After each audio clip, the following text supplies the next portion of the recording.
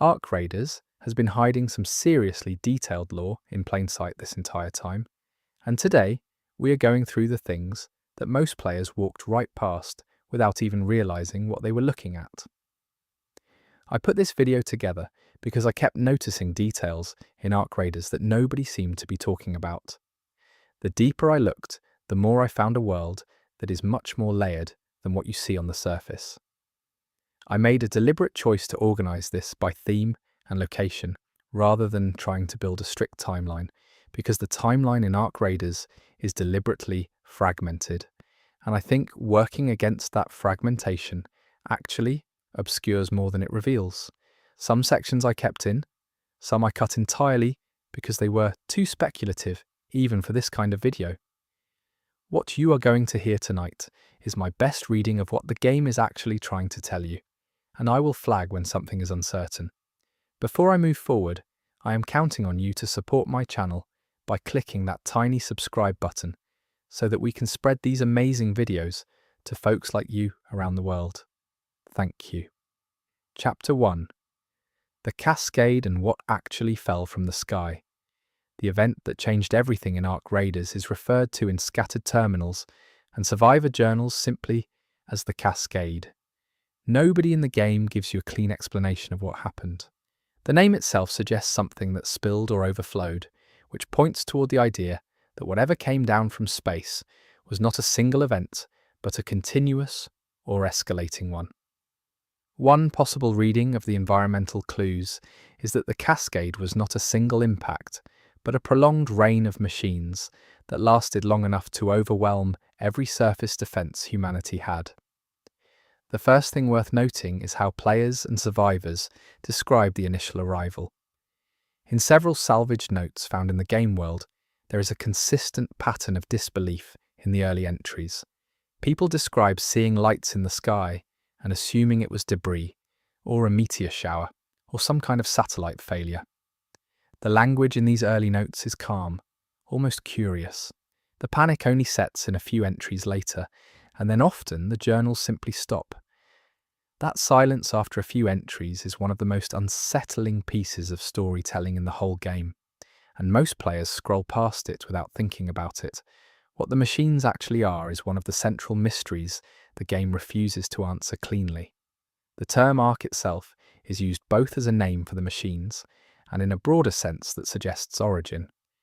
One possible reading is that Arc refers to the trajectory these machines took when they entered the atmosphere, an arc from somewhere above, down into the surface.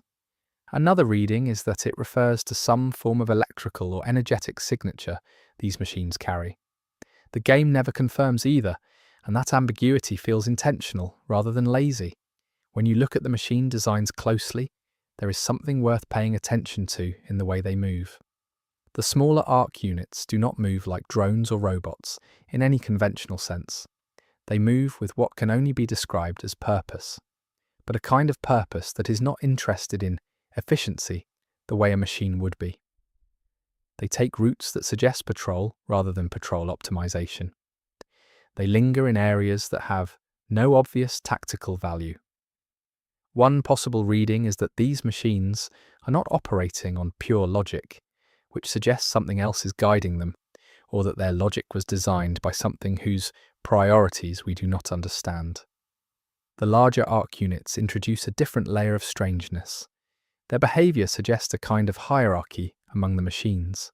Smaller units, in proximity to larger ones, behave differently than when they are encountered alone. The game does not explain this mechanic through any tutorial or codex entry, but if you watch long enough, you start to see it. This points toward the possibility that Arc machines do not operate as independent agents, but as something closer to a coordinated body, where the bigger units set the tone for how the smaller ones operate. Some of the most overlooked lore in the game is embedded in the visual design of the Arc machines themselves. There are markings on certain units that do not appear to be purely functional. They are not vents or panels or structural seams. They appear almost like notation, like something was printed or inscribed onto the surface of these machines that carries meaning beyond engineering. Several players who have gotten close enough to photograph these markings have pointed out that some of them repeat across different machine types, which suggests a shared language or identifier rather than a manufacturing quirk. The scale of the cascade as suggested by the environment is enormous. When you look at the topside world and try to reconstruct what it must have looked like before, you are looking at cities that were not gradually abandoned but rapidly overwhelmed. There is a difference in how things fall apart when people have time to pack and leave, versus when they had no time at all. Ark Raiders' topside environments consistently look like the second kind. Tables are still set. Vehicles are still on roads mid-journey. This is a world that got cut off without warning. There is a particularly telling set of environmental details in the older urban sections of the game world that most players sprint through without reading. The graffiti on the walls transitions over time. The earliest layers talk about survival and shelter. The next layers start talking about the machines, with names as though communities had begun identifying individual Ark units or types. The latest layers, painted over everything else, are almost always just arrows pointing somewhere, or single words. This progression tells you something about how human psychology changed under constant Ark pressure. One overlooked detail that ties into the Cascade narrative is the distribution of impact craters and debris fields on the surface. The placement of these is not random. There is a pattern suggesting that certain areas were targeted, or at minimum that whatever directed the Cascade had some kind of preference for specific zones. Industrial areas, transit hubs, and communication infrastructure appear to have taken the most intense early impact. This points toward the possibility that the Cascade was not indiscriminate, that something made choices about where to concentrate the fall. The communication infrastructure detail is worth dwelling on.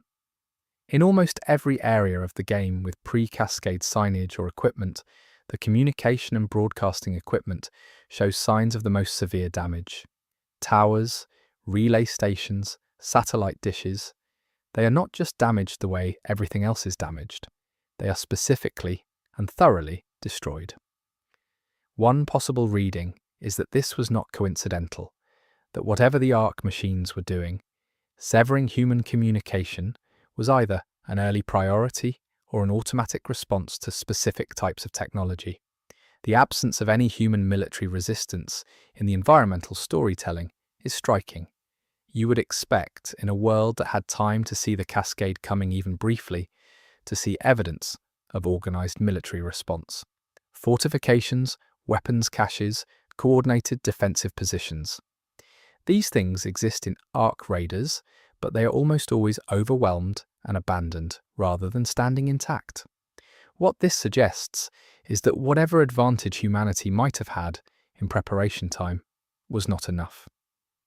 The machines came too fast, too many, and possibly in a way that existing weapons were not effective against. There are references in certain terminal logs to something called the first wave, which is distinct from the overall Cascade. The first wave appears to refer to a specific category of machines that arrived earliest, and these machines seem to have been different in some way from what came later. The logs describing first wave encounters are notably more frightened and confused than later accounts, which have a grimmer but more practical tone. This suggests that humanity learned how to read Ark behavior over time. But the first contact was genuinely unlike anything anyone had frameworks to understand. What did the Ark machines do when they first arrived, before humanity went underground? This is a question the game only half answers. You see evidence of sustained surface sweeps, of machines moving through populated areas in patterns that do not match what you would expect from a pure extermination logic. There were survivors on the surface for a significant period before the underground became the only option. This survivorship is interesting because it implies the machines were not operating on a kill-everything mandate, at least not immediately. Something else was happening, or the mandate had conditions attached. The underground transition itself is another underexplored topic. The bunkers that humanity retreated into were not all built for this purpose. Some of them were pre-existing infrastructure, subways, utility tunnels, industrial basements. Others appear to have been purpose-built in a hurry, which tells you that there was a period of organized response before things fully collapsed. The quality difference between bunkers is stark. Some are well engineered and have clearly been maintained. Others are barely habitable, held together with improvised repairs and stubbornness. One of the quietest details in the game is how certain pre-Cascade facilities were clearly being used for something relevant in the months before the event. Research stations, certain industrial sites, communications arrays that were more heavily built than you would expect for their stated purpose. This points toward the possibility that not everyone was blindsided by the Cascade. That some people, some organizations, had advanced knowledge, or at least strong suspicion, that something was coming. What they did with that knowledge and whether any of those preparations paid off is something the game leaves deliberately open. There is a recurring motif in the game world of sealed containers, vaults, storage units that have clearly not been touched since before the Cascade. The contents of these, when you find them, are sometimes mundane and sometimes unexpectedly specific. A cache of a particular tool in enormous quantity. A room full of a single type of component. These stockpiles suggest anticipatory behavior, someone preparing for a known scarcity rather than a general emergency. The specificity of what was stockpiled is telling. People store what they think they will run out of, and the patterns here suggest knowledge about what the machines destroy and what they leave alone. The way Arc machines interact with water is something players notice early in gameplay, but rarely think about in lore terms. There are patterns in how machines approach, avoid, or simply ignore water features.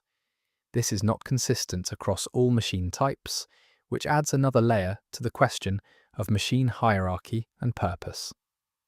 Some machines seem entirely indifferent to water, others show clear behavioral shifts near it. One possible reading is that different Arc units have different operational parameters, and that these parameters were set by something or someone with very specific goals in mind for different environments. The atmospheric changes on the surface since the Cascade are referenced in survivor accounts and observable in the environment. The sky looks different. Certain weather patterns have changed. Plants have grown in ways that do not entirely match what you would expect from simple abandonment of human maintenance. Some of these changes could be explained by the absence of human industry. Others are harder to explain that way. The Arc machines themselves do not appear to breathe or metabolize in any conventional sense, but something about their presence at scale seems to have altered the environment in ways that are still being catalogued by the survivors who dare to study them. Sound design in Arc Raiders carries lore weight that is easy to miss. The sounds Arc machines make are not random mechanical noise. There are repeating elements, rhythmic components, patterns that recur across different machine types. This consistency is not an accident of game design. It points toward a shared underlying system producing these sounds, possibly a communication or coordination signal that humans hear as incidental noise, but which may be deeply functional. Several survivors in the game world have noted that Arc machines' sound changes before and after they detect a human presence, which suggests the audio is behavioral rather than purely operational. The Cascade did not end. This is something the game implies but never states directly, and it is easy to miss. There are references to new drops, new arrivals, ongoing replenishment of machine numbers in areas where they have been cleared. This means whatever is sending the Arc machines has not stopped sending them. The surface is not a post-invasion world in any classical sense. It is an actively maintained occupation, and the distinction matters enormously for how you read everything else in the game. The Arc machines are not remnants or abandoned forces. They are active, and they are being supported from somewhere above.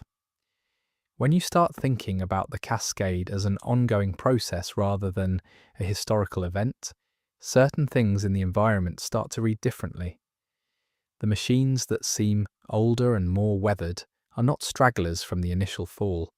They are simply machines that have been operating longer without being replaced. And the fact that some machines do appear newer, less weathered, more active, is consistent with ongoing resupply. This is a detail that the game hides in plain sight. Most players assume the surface world is static after the initial fall. It is not. The question of what exactly is above the atmosphere, what is sending these machines, is one the game handles with admirable restraint. There are no explicit alien ships in the sky, no signal being broadcast on a decipherable frequency. The origin is implied but never confirmed.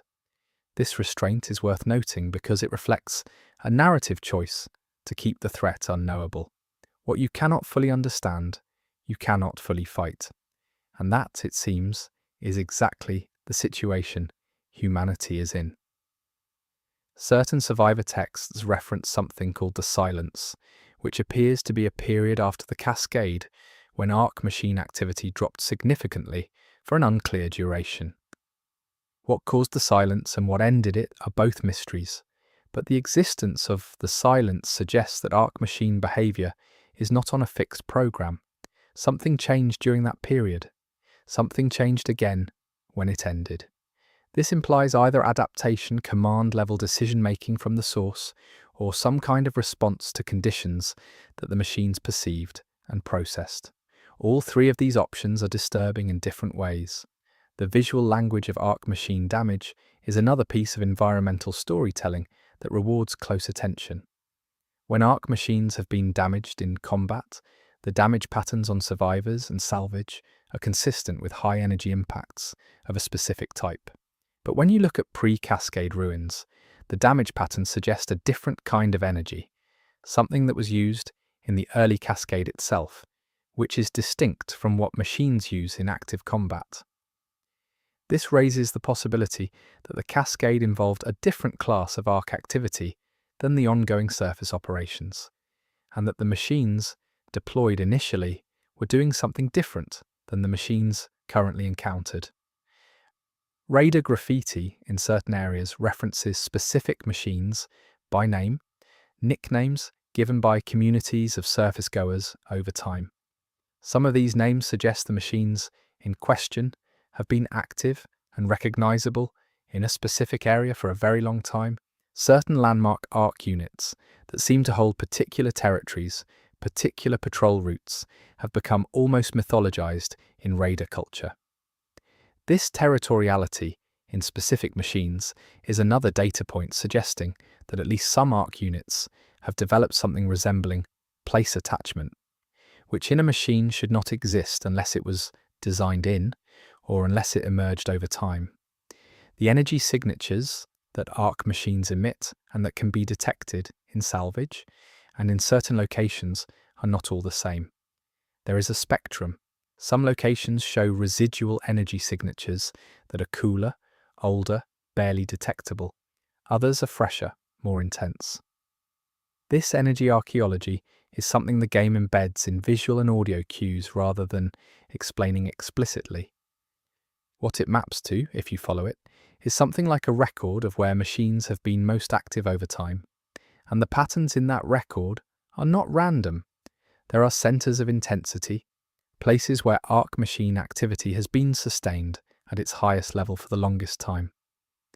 Those centers of intensity are not always the most obvious strategic locations. You might expect them to cluster around former military installations or population centers. Some do. But others are in areas that seem unremarkable from a human strategic perspective. Empty fields, sections of old highway, underground access points in areas that were never heavily populated. This mismatch between human strategic logic and Ark activity patterns is one of the most interesting and underexplored aspects of the game world. It suggests that the Ark machines are optimizing for something other than suppressing human resistance. The timing of new Ark drops, when they occur and where they land, has been tracked by in-game researchers whose notes you can find scattered across the surface. The data they collected before whatever fate took them is fragmentary but suggestive. New drops appear to be correlated with certain surface events, certain levels of raider activity in specific zones, certain weather conditions that might be measurable from above the atmosphere. If this correlation holds, it suggests that whatever is directing the cascade has observation capacity down to the surface level. It is watching, and it is responding to what it sees. There is a moment in the game world, embedded in a particularly well-hidden terminal, that describes an early post-Cascade attempt at communication with the Arc machines. The details are vague, but the outcome is clear enough. The attempt was not ignored, it was responded to, but the response was not what the senders hoped for. The response came not through any communication channel, but through a shift in Arc machine behavior in the area, a shift that made things significantly worse for the people who had tried to communicate. One possible reading of this is that the Arc machines registered the attempt as a particular kind of threat, one that warranted a different response than standard human presence. The first generation of underground bunkers sits closer to the surface than the later ones. This stratification is visible in the map topology if you pay attention to it. The earliest bunkers, the ones built in the immediate aftermath of the Cascade, are the ones that took the most damage, the ones that are most often found breached or abandoned. The later ones, built with more time and more knowledge of how the machines operated, are deeper and better sealed. This progression from surface adjacent to deep buried is a history of humanity learning, through catastrophic failure, how to hide more effectively. There are children's drawings in certain bunker areas. This is easy to sentimentalize and easy to dismiss, but if you look at what the children drew, there is something worth noting. The earliest dated drawings, made by children who would have had some memories of the pre-Cascade world, show skies with stars. Later drawings, from children born underground or too young to remember the surface sky, show skies differently. Not wrong exactly, but different.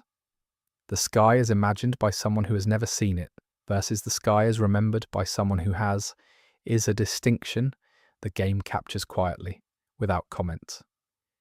The arc of the Cascade, from a purely mechanical standpoint, raises questions the game intentionally leaves unanswered. The resources required to send machines to a planet in those numbers would be staggering. The logistics of it, even for a civilization or system vastly more advanced than humanity, suggests sustained and costly commitment. Whatever is above the atmosphere did not do this casually. This was a project, an investment, a commitment of something like intent. The question of what return that investment is meant to generate is the deepest and most deliberately unanswered question in Arc Raiders, and it hangs over everything else in the game. Survivors in the deepest and oldest bunkers have developed entire cosmologies around the Cascade. Some of these cosmologies have become functional religions, others remain secular but elaborate. What is striking about the diversity of these explanations is not which one is right, because the game does not answer that, but how each one reveals what the community that developed it fears most. The communities that built their story of the Cascade around punishment theology fear that they are guilty of something. The communities that built their story around pure mechanistic accident fear meaninglessness. The communities that built their story around ongoing surveillance and management fear that they are not free. All of these fears are valid. The game seems to suggest that all of them might also be at least partially true. The salvage economy that has developed on the surface is, at its core, a response to a specific pattern in what the Arc machines destroy and what they do not. This pattern is not arbitrary. If you map what is consistently left intact versus what is consistently destroyed or degraded, you get a picture of Arc priorities. Communications and data infrastructure consistently destroyed. Power generation of conventional types consistently targeted. But manufacturing facilities, material stockpiles, and chemical stores are often left intact or only incidentally damaged. This pattern suggests that the Arc machines have use for certain categories of material, or that certain categories represent threats they are specifically tasked to neutralize. The energy the Arc machines run on is something the game hints at extensively, without ever fully explaining. The salvage materials that power Raider equipment have a clear relationship to Arc machine components. This is interesting because it suggests that Arc machine energy systems are at least partially compatible with human-built technology, which in turn suggests either that the Arc machines were designed with human technology in mind, or that there is a more fundamental compatibility between the energy systems involved. Either possibility is strange and points toward depths of backstory that the game has not yet chosen to explore. The way Arc machines respond to fire is worth noting. Fire as a tool and a threat has a specific and consistent effect on Arc machine behavior that goes beyond simple damage. Fire causes behavioral shifts in machines that are not in the fire, machines that are observing from a distance. The machines cluster differently. Their patrol routes change. Something about fire specifically, rather than any other form of damage or disruption, registers differently in their decision architecture. This is a detail embedded in gameplay that most players learn as a tactical note without following it into the lore space, where it becomes genuinely strange. There are areas of the game world where Arc machine presence is simply absent, not cleared, not avoided, but structurally absent, as though whatever directs them has simply not assigned them there. These voids in the machine presence are not always obvious. You have to learn the patterns of Arc activity to notice where those patterns stop. And when you do notice, the locations of those voids do not always make strategic sense from a human perspective. Some are in areas that would seem worth controlling. The absence is deliberate. The question is deliberate by whose calculation? The Cascade, taken as a whole, points toward a picture that the game is building slowly and with deliberate patience. It is not a war in any conventional sense. Wars have fronts and objectives and negotiations and ends. What Arc Raiders describes is something more like a process, something executing according to a logic that is not human, in a time frame that is not human, toward a goal that is not human. The people living in the bunkers and raiding the surface are not soldiers in a war. They are something more like survivors of an industrial process who have found a way to persist in the margins of something much larger than themselves. One early codex fragment, easy to miss, describes a raider who claimed to have seen an Arc machine stop in the middle of a patrol, completely motionless, for several hours, and then resume as though nothing had happened. The raider who wrote this was clearly disturbed by the encounter, not because of any danger it presented, but because of what it implied. A machine pausing is not remarkable, but a machine pausing in a way that has no functional explanation, no maintenance mode indicator, no power fluctuation, no observable trigger, is remarkable. The pause reads, in the raider's account, like something thinking, like something receiving and processing something it needed time to process. The long-form environmental storytelling in Arc Raiders rewards patience in a way that most modern games do not. The game is built for a kind of player who is not just trying to win, but trying to understand, and it gives that player enough to work with, while withholding enough to keep them uncertain. The Cascade is the central mystery around which everything else orbits, and the game handles it with the kind of confidence that comes from knowing exactly how much to show and how much to leave in the dark. The details that are there are consistent and deliberate. The gaps are consistent and deliberate. And that consistency, that sense of a complete story existing behind what you can see, is what makes the world feel real, even when it is asking you to accept things that have no rational explanation. The last thing worth noting about the Cascade in this chapter is the emotional register of the human accounts. The earliest accounts are terrified. The middle accounts are exhausted. The most recent accounts from people who have lived their entire lives after the Cascade have a different quality entirely. There is still fear, still grief, but it sits differently. It has become structural, built into how people think rather than something they experience as fresh emergency. For the youngest generation of survivors, the world with Arc machines is simply the world. Not a ruined version of something better, just the world. And there is something in that normalization that the game presents without judgment, but with a quiet sadness that takes a moment to feel. The machines themselves seem unaware of what they mean to the people who live in their shadow. They do not know what they have taken. They do not process loss or absence. They process targets, zones, signals, conditions, and that indifference, more than any malevolence, is what makes them so deeply unsettling in the world of Ark Raiders. They are not trying to break anything. They simply do not register what they are breaking. They are a force like weather, except that, unlike weather, something aimed them. The cascade continues. Somewhere above the clouds that most living humans have never seen, something is still sending machines down.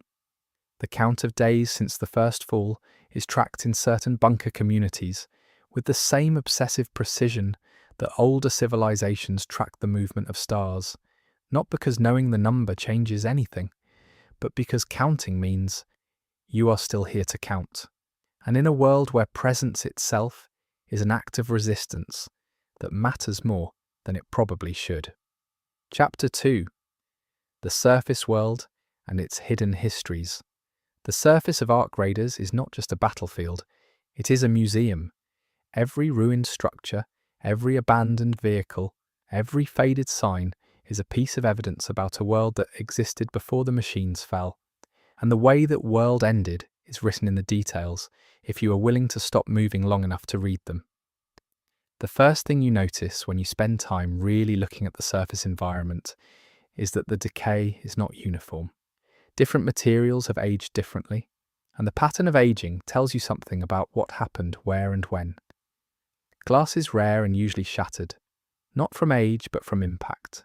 Metal corrodes in ways that suggest specific chemical exposure in some areas and simple weathering in others. Wood, where it survives, tells you about shelter and human effort. The inconsistency of decay is a form of testimony. Urban zones in Ark Raiders show evidence of what might be called the abandonment sequence. There was a period between when the Cascade started and when the underground became mandatory, during which people were still trying to live on the surface.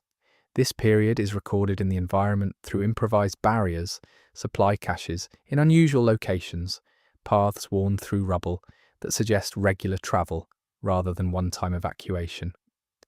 Understanding that the surface was contested territory for human survival, not just immediately after the Cascade, but for an extended period, changes how you read the landscape.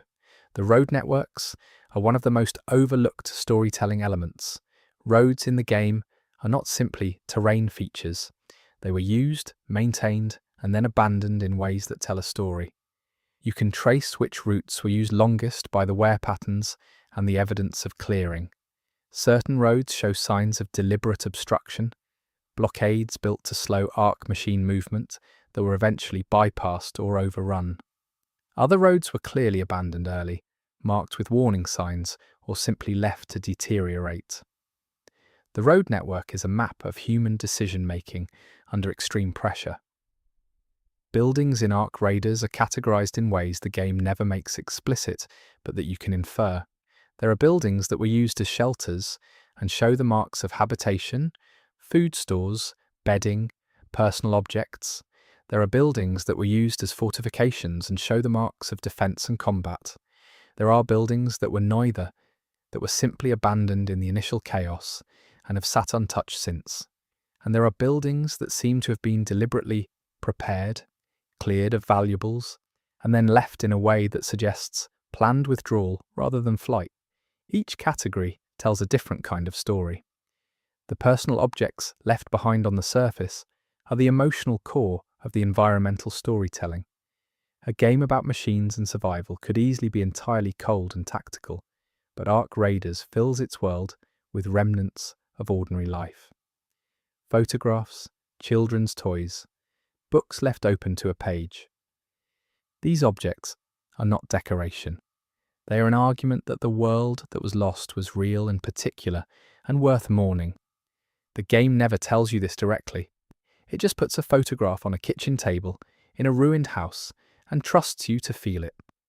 Agricultural areas of the game world show something particularly interesting.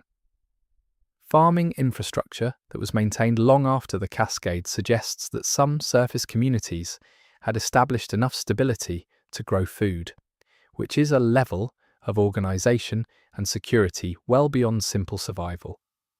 The scale of some of these agricultural remnants is significant. These were not small garden patches, they were coordinated efforts. What happened to these communities, why the farms were eventually abandoned, is not answered, but implied by the evidence of sudden departure rather than gradual decline. There are signal stations on the surface that predate the Cascade, and others that were clearly built after it. The post-Cascade stations are rougher, improvised, hidden rather than visible. They were built by people who understood that broadcasting signals on the surface attracted arc machine attention, which suggests a learned behaviour developed through painful experience. The placement of these improvised stations tells you something about the communication networks that existed between surface communities and underground settlements, networks that were clearly once more extensive than what any single raider can observe today. The underground access points visible from the surface are worth studying carefully. The oldest ones, those that led to the first wave of shelters, are often heavily damaged, sealed from below, or structurally collapsed. This is not random. It points toward a pattern of the underground settlements cutting off their surface connections deliberately, either because the access points had been compromised or because the communities decided that total surface disconnection was the safest policy. The newer access points are different, more carefully disguised, built into the surface terrain in ways that make them harder to identify from any distance. Certain areas of the surface show what can only be described as arc machine construction activity. Not just machine presence, but evidence of machines building something, altering the landscape in a purposive way. These areas are disturbing precisely because they are hard to explain in terms of what raiders understand about arc machine behaviour. Machines that patrol and attack are comprehensible as a threat. Machines that build are something else. They imply a project. They imply that the surface is not just a place being held, but a place being prepared for something. The weather patterns on the surface seem to have stabilized into something irregular but learnable. Experienced surface raiders, in their notes and journals, demonstrate knowledge of these patterns, noting which times and conditions are safer for certain kinds of travel, and which bring different kinds of machine activity. This environmental knowledge is one of the most human things in the game world. The ancient adaptive behaviour of people learning to read the world they live in and using that reading to survive. The fact that the world in question has been so thoroughly altered does not change the fundamental character of the adaptation. There are areas of the surface that show evidence of sustained raider activity over a long period, areas that have been visited and revisited hundreds, or possibly thousands of times. The archaeology of these heavily trafficked zones is layered in a way that rewards attention. Early visits left survival-focused marks. Later visits left marks of exploration and documentation. The most recent marks are harder to read, sometimes suggesting rushed extraction, sometimes suggesting something else, something like the beginning of more permanent presence. Not living on the surface exactly, but something more than just passing through. The light quality on the surface varies in ways that the game captures, through atmosphere and visual design. There are areas that receive direct light at certain times, areas permanently in shade, areas where the combination of ruins and atmospheric conditions creates something in between. Experienced surface navigators use light quality as one of several environmental reading tools. This is embedded in character dialogue and in written accounts, the way different light conditions change what is visible and what is not, and how arc machines seem to have their own relationship with light that is not identical to human visibility dynamics. One of the quieter pieces of lore embedded in the surface world is the evidence of animal life. The animals that have survived the Cascade and the ongoing machine presence are not the ones you would have predicted. Some species that should have been fragile are thriving. Others that should have been robust are absent. This selective survival is interesting from a purely ecological standpoint, but in a lore context it raises questions. Some of the selective pressure on animal survival is clearly mechanical, arc machines interacting with certain species differently than others. Why they interact with some species at all when the machines otherwise seem focused on human-relevant targets is unexplained. The art that survives in certain surface buildings is an interesting archive. Not the graffiti and emergency marking that gets written over everything after the Cascade, but the original art, paintings, sculptures, designed installations that happen to be in buildings that survived well enough to preserve them. These works reflect the pre-Cascade world, its aesthetics, its preoccupations, its sense of what was worth memorializing. Viewing them from a post-Cascade perspective creates a gap that the game does not comment on, but clearly intends you to feel. These were made by people who did not know what was coming. The transit infrastructure, railways, highway systems, tunnels, is a particularly rich area of surface exploration from a lore perspective.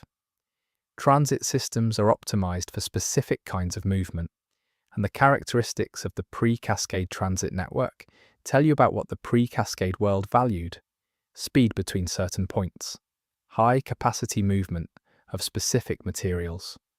The transit network maps onto the economic and industrial priorities of the old world, and those priorities were not evenly distributed. Certain routes were built to carry certain kinds of value, and those routes can still be followed if you know what to look for. There are military installation remnants on the surface that tell a specific story about the end of organized resistance. These sites show evidence of both desperate defense and orderly withdrawal, sometimes in the same location. The shift from one to the other, where you can read it in the physical evidence, happened at a specific moment, a moment when whoever was in command decided that holding position was no longer viable. The equipment left behind at these sites gives you a picture of what the pre-Cascade military was working with, and it was, by any reasonable assessment, not adequate to the threat it encountered. The civilian emergency infrastructure is arguably more interesting than the military remnants: bunker supply caches, emergency broadcast equipment, civil defense signage, the apparatus of a society that had some capacity for preparing for disasters, if not this particular disaster. The gap between what this infrastructure was designed for and what it was needed for is one of the most pointed observations the game makes about the limits of planning. Emergency preparedness systems are built against the emergencies you can imagine. The Cascade was not an emergency anyone had imagined. Water infrastructure on the surface tells a particular story. The systems that managed water flow, storage, and distribution were among the first casualties of the Cascade, both because of direct damage and because they required ongoing human maintenance that became impossible. The areas of the surface most connected to functional water sources, natural rather than engineered, show more extensive evidence of post-Cascade human habitation. Communities formed around what they needed most, and water was always first. The geography of survival on the surface is, at its deepest level, a water geography. There are places on the surface where you can find what appears to be arc machine residue. Not whole machines or identifiable components, but material that seems to have been processed or expelled by arc systems. This material is different from the rest of the surface environment, and experienced salvagers treat it with a specific combination of interest and caution that suggests its properties are known but not entirely understood. The distribution of this residue is another piece of the spatial puzzle about what the machines are doing on the surface beyond the obvious behavioral patterns. Some of the most interesting discoveries on the surface come from areas that were clearly never significant in the pre-Cascade world: small commercial zones, residential neighborhoods, industrial edges. These areas are interesting precisely because they were ordinary. The Cascade did not choose its victims by importance or strategic value. It fell everywhere, and in the ordinary spaces that have not been prioritized by either machine attention or radar salvage, you find the most unmediated record of how the world was before and how it ended. There is a particular type of building on the surface that recurs enough to be worth noting. These are structures that appear to have been modified in the period between the start of the Cascade and the full retreat underground, modified in ways that suggest their purpose changed from whatever they were originally built for to something more specific to the crisis. Office buildings turned into supply distribution points, warehouses turned into field hospitals, schools turned into planning centres. The improvised adaptations visible in these buildings are a record of human flexibility under conditions of extreme emergency. The temporal layering of the surface is one of its most compelling features as a storytelling environment. You're not looking at a single moment frozen in time. You're looking at decades of abandonment, with multiple periods of human re-engagement visible as layers on top of the original decay. Some layers are thick with evidence of sustained activity, others are thin, suggesting brief visits. The most recent human marks are the thinnest and highest, the newest graffiti, the freshest salvage disturbance. In a few areas, these recent marks suggest something longer-term beginning, something that has not yet accumulated enough evidence to read clearly. Arc machine activity on the surface has its own temporal layers, but they are harder to read because the machines do not leave behind the same kind of interpretable debris that humans do. What you can track is behavioural pattern change over time. Accounts from the earliest post-Cascade surface explorations describe machine behaviour that was more aggressive and less patterned than what current raiders encounter. The machines appear to have settled into something more structured over time. Whether this represents a completion of some initial deployment phase, or a response to specific conditions, or simply the optimization of a system finding its equilibrium, is unclear. The ruins of what appears to have been a large-scale research facility in one of the game's zones is one of the most densely lore-rich areas of the surface, and also one of the most frequently sprinted past. The facility clearly continued operating after the Cascade for a significant period. The work being done there, based on available documentation, was directly relevant to understanding the Arc machines. The fact that this facility eventually stopped operating, that at some point the people working there left or were taken, is documented in the environment in a way that is deliberately ambiguous about why. The last entries in accessible terminals become shorter and less coherent in a pattern that suggests not sudden catastrophe, but gradual deterioration of some kind. The acoustic environment of the surface carries lore weight. Wind through ruins produces specific sounds.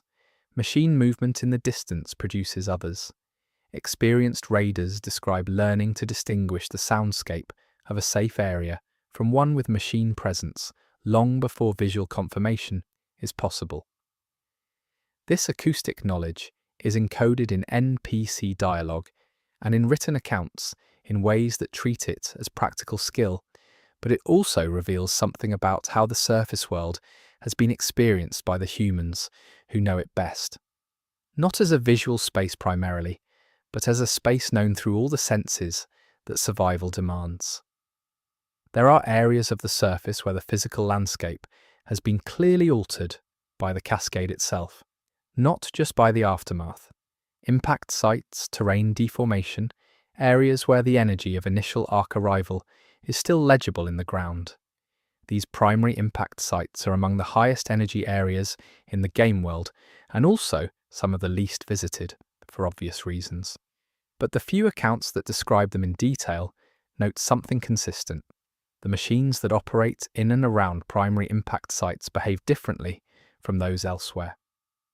More active, more alert for a word that should not apply to machines, something about these sites remains significant to the Arc systems. The infrastructure of post-Cascade human surface activity is not widely discussed, but is worth mapping. The radar network that exists in the current game period has its own history, its own development, from the earliest desperate surface runs to the more organized and specialized operations visible today. The physical infrastructure of this network, hidden caches, waypoints, signal relays, has been built up over time by many hands, many of whom are no longer alive. Using this infrastructure is, in a small way, an ongoing collaboration with the dead. Power sources on the surface are an interesting category. The pre-Cascade power grid is entirely non-functional, and the attempt to restore or redirect power has been a recurring project of surface researchers and certain factions. What powers the few things that still operate on the surface?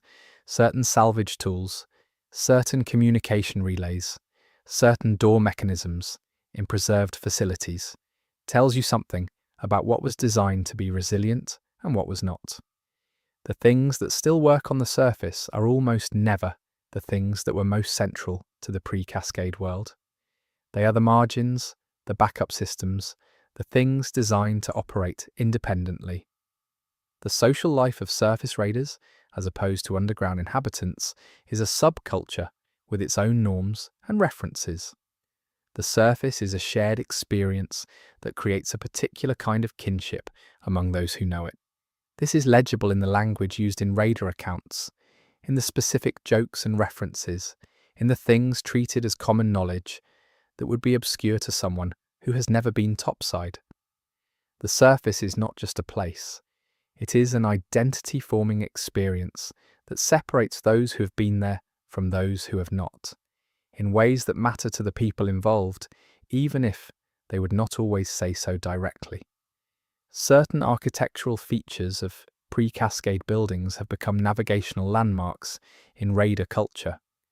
A specific kind of antenna array, a distinctive water tower design, certain kinds of signage that survived because of their material composition rather than their content. Raiders use these features to orient on the surface in ways that would make no sense to someone using a pre-Cascade map, but are entirely practical for someone navigating a landscape transformed by decades of machine activity. This navigational language is another layer of human adaptation to an environment that was not designed for human survival. The relationship between the surface and the underground is not simply physical and above and below, but psychological. The underground offers safety and permanence. The surface offers resources, and in a way that many underground-born residents find difficult to articulate, something that feels like reality. The surface is where things happened, where history was made, where the world that shaped human culture existed. Going to the surface is, for some raiders, not just an economic activity. It is a form of remembering, a form of contact with something larger than the underground can contain. There are areas on the surface where arc machine presence creates a kind of dead zone for human activity, not through danger alone, but through sustained patterns of machine behavior that make even brief passage costly. These dead zones have been stable for as long as anyone has recorded surface conditions. They may be permanent features of the current world, areas that the arc machines have claimed with a totality that human effort has not been able to contest.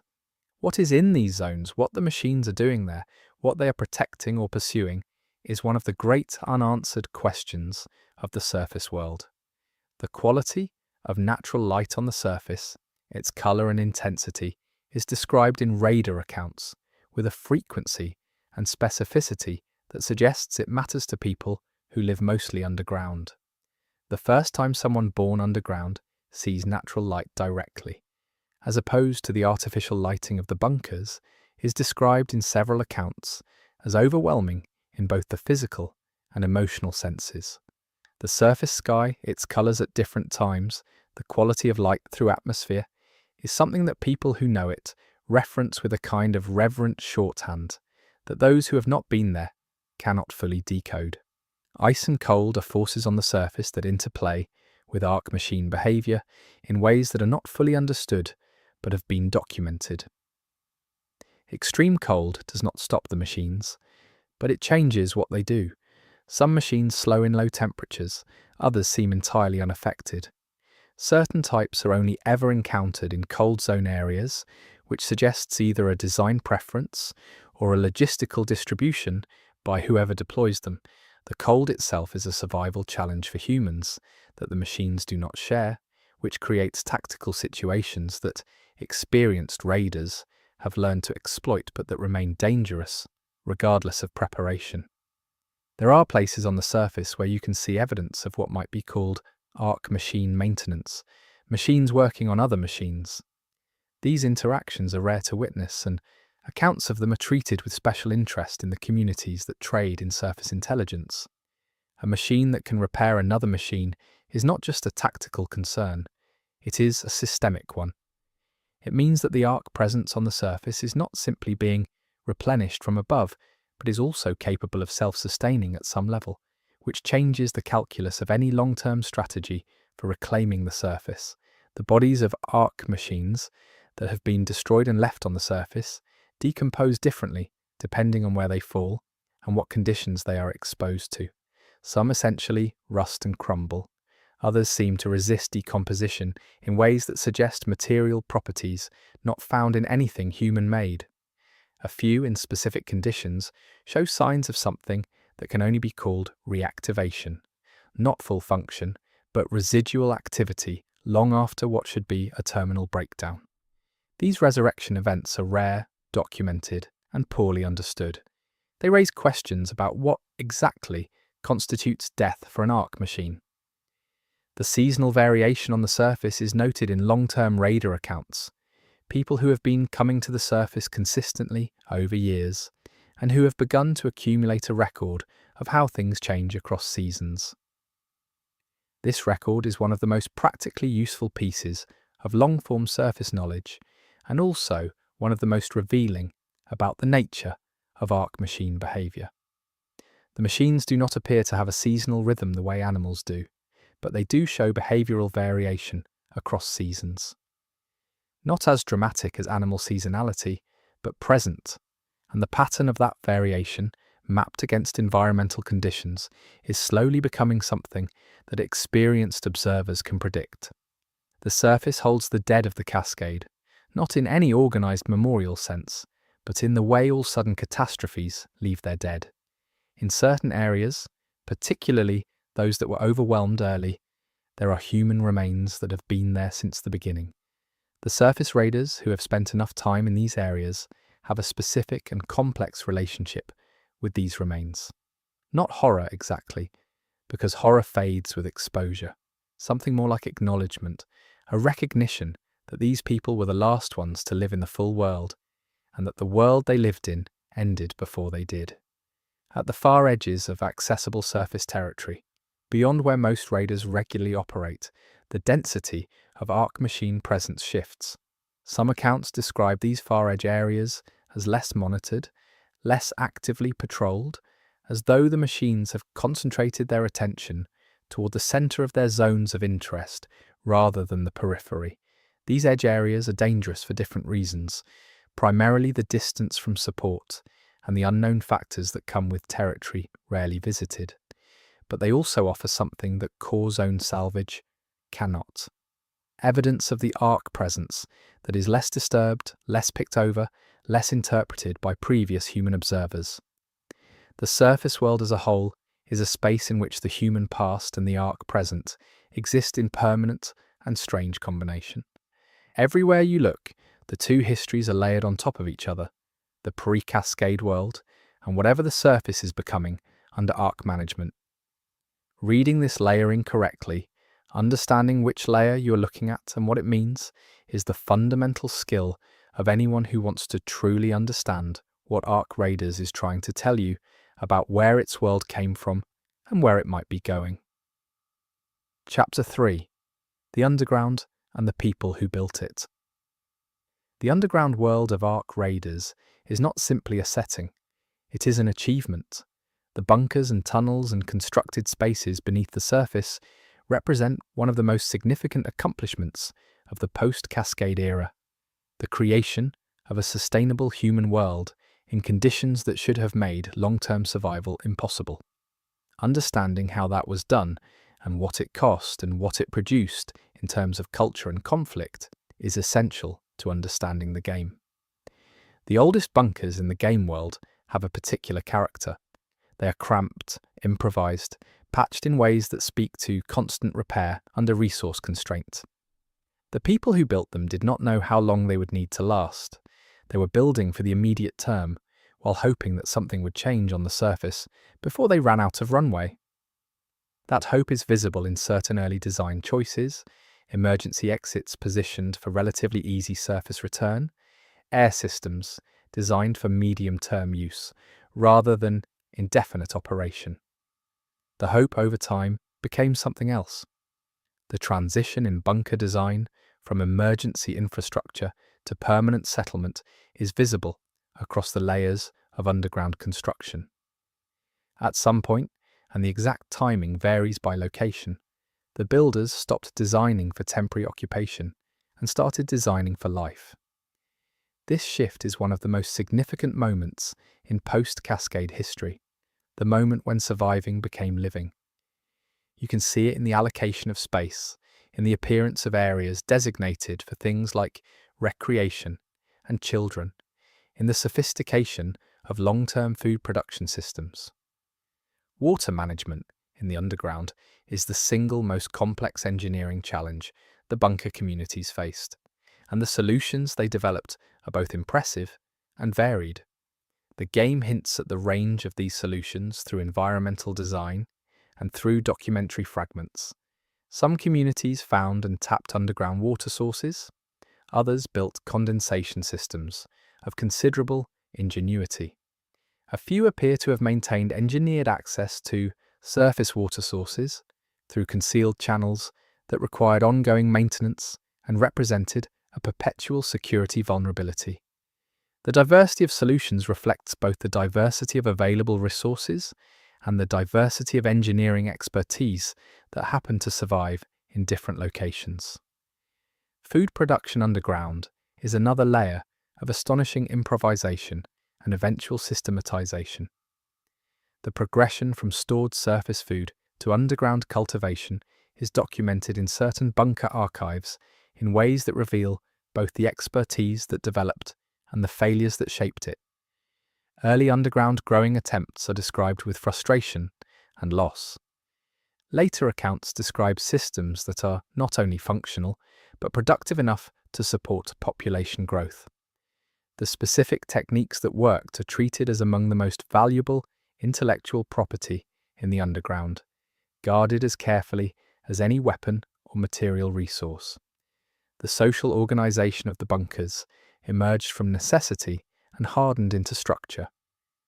The early bunker communities made decisions the way emergency situations produce decisions, by whoever was present and capable, through consensus under pressure. But as time extended and population stabilized, more formal structures emerged. The variety of these structures, the range of governance models that developed in relative isolation from each other, is one of the most interesting aspects of the underground world. Some communities became highly hierarchical, others developed flat collaborative models. The outcomes in terms of survivability were not cleanly correlated with governance model, which is itself an interesting observation. The transmission of knowledge in the underground is a survival-critical challenge that different communities solved differently. Libraries and documentation systems developed, some more sophisticated than others. Apprenticeship traditions emerged as the most reliable way to pass certain kinds of practical knowledge. Educational systems of varying quality and ambition appeared in communities large enough to sustain them. The result is a patchwork of knowledge distribution in which some things are widely known across the underground and others exist only in single communities held by single individuals, at perpetual risk of being lost entirely. Children born in the underground are the first generation who know nothing else. Their relationship with the surface world is entirely mediated through stories, records, and the testimony of older survivors. This creates a specific kind of cultural complexity in communities old enough to have both original survivors and third-generation underground-born residents. The surface for the underground born is simultaneously the place their ancestors came from, the source of everything they depend on materially, and a place of extreme danger they have never experienced directly. This combination of cultural importance and personal distance produces attitudes toward the surface that are varied and sometimes contradictory. The architecture of the underground is one of the game's most quietly detailed aspects. The spaces carved and built below the surface reflect the values, the aesthetics, and the practical priorities of the people who made them. Public spaces in bunkers tend to be either very large or very small, with little in between. The large ones were built for communal functions, eating, gathering, ceremony. The small ones are the intimate spaces that people carved out, because the psychological need for private space is one that survival pressure reduces but does not eliminate. The interplay between these two scales of space is one of the things that makes underground architecture feel human rather than purely functional. Medical systems in the underground represent a particularly striking example of post-Cascade adaptation. Pre-Cascade medicine depended on supply chains and infrastructure that no longer exist. What replaced them is a combination of salvaged pre-Cascade knowledge, adapted techniques developed in response to specific underground conditions, and in some cases rediscovery of older medical traditions that had been marginalized before the Cascade, but turned out to be more applicable to resource-constrained conditions. The medical systems that evolved underground are different from pre-Cascade medicine in ways that matter, and certain conditions that were trivially treatable before are now significant risks, while other conditions that were serious before have become more manageable through accumulated underground-specific expertise. The relationship between underground communities and the surface-going raiders who supply them is one of mutual dependency with embedded tension. The underground needs what the surface provides.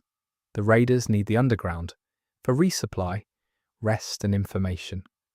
But the two groups have developed distinct cultures that do not always align well. Underground-born residents sometimes view raiders with a mixture of gratitude and subtle disapproval, the way one might view someone who takes risks that affect others. Raiders sometimes view underground residents as people who have accepted a limitation that does not need to be permanent. These tensions are embedded in character dialogue and environmental storytelling throughout the game. The economics of the underground are fascinating and underexplored in public discussion of the game. The scarcity conditions of underground life have produced economic systems that are recognizable in some ways and entirely alien in others. The things that have value underground are not always the things that had value before the Cascade. Certain skills command enormous premium. Certain materials that were worthless before are precious now. The inversion and reshuffling of value that the Cascade produced is visible in underground economic arrangements in ways that reveal a great deal about what survival actually requires versus what comfort and prosperity require. Power generation underground is one of the most carefully managed and closely guarded technical domains in bunker communities. The dependence on reliable power for lighting, air circulation, water processing, and food production means that power systems are the single most critical infrastructure element. Communities that have found reliable long-term power solutions have a significant advantage over those that have not. The range of power generation approaches visible in the game world is wide, and the differences in community stability that correlate with power reliability are not subtle. The role of culture and art in underground communities is something the game embeds in the environment rather than narrating explicitly. Music, visual art, performance, storytelling. These appear in every stable bunker community in some form, even the most resource-constrained. The universality of cultural production, under conditions where it competes with survival for resources, is itself a statement about what humans are. The specific forms that culture takes in different underground communities tell you a great deal about what those communities value and what they are processing about their situation. Mental health in the underground is a topic that the game addresses through implication more than direct statement. The conditions of underground life, the confinement, the danger, the loss, the uncertainty produce psychological pressures that the pre-Cascade mental health infrastructure was not built to address, and that post-Cascade communities have had to manage with improvised tools. The variety of ways different communities have addressed this, some through social structure, some through ritual, some through controlled surface exposure, some with more direct clinical approaches, is another dimension of the diversity of underground cultures. Children's education in the underground is a particularly revealing topic. What a community chooses to teach its children is a statement about what it thinks the future holds and what it thinks the present demands.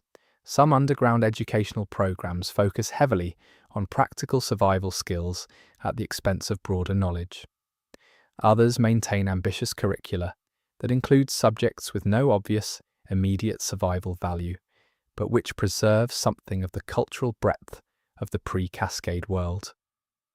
The tension between these approaches is real and ongoing, and you can hear it in the way different characters discuss what young people should be learning.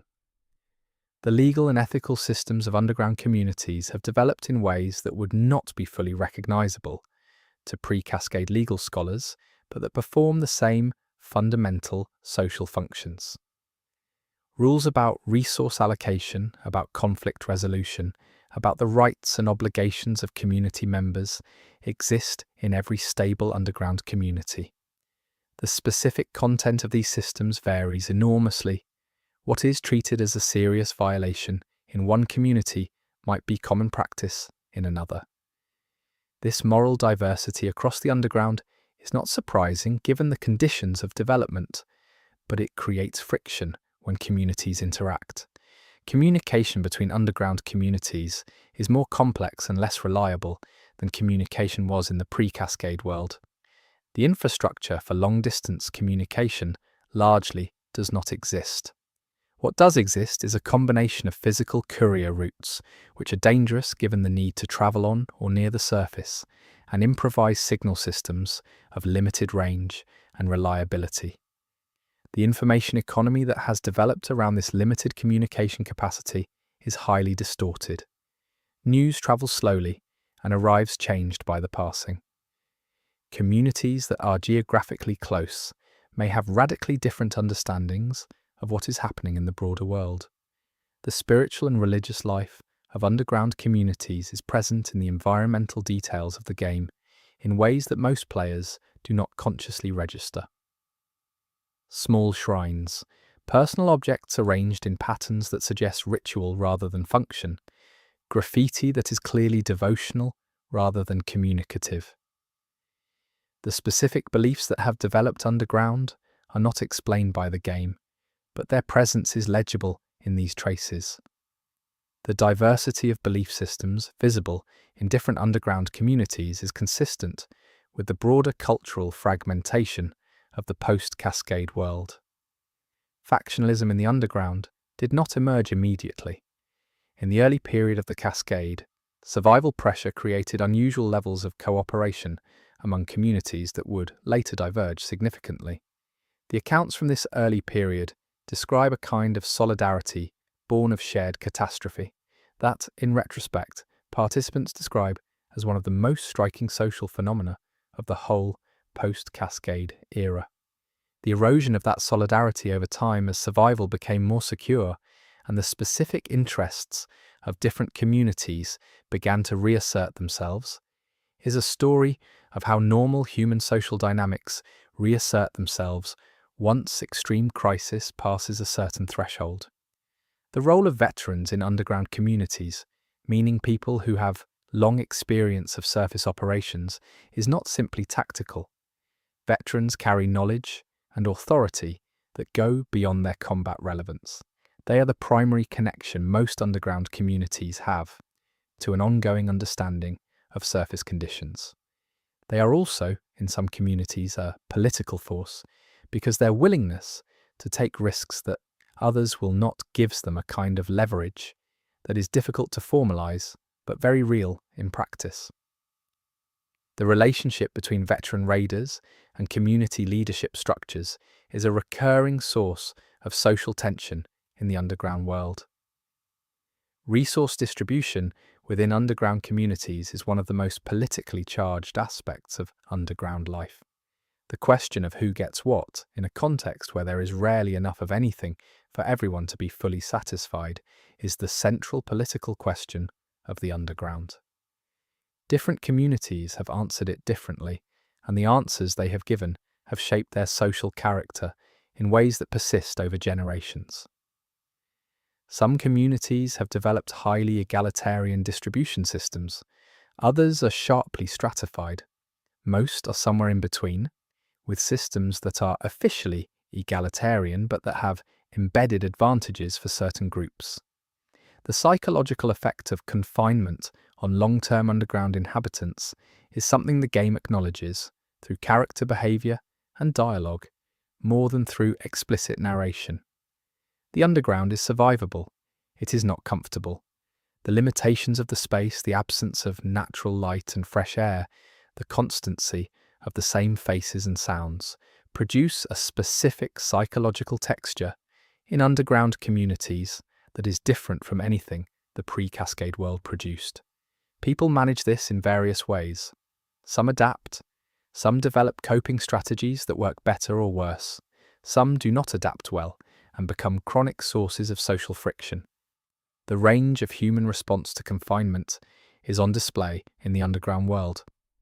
The question of going back to the surface, not as raiders but as permanent settlers, is a live debate in certain underground communities.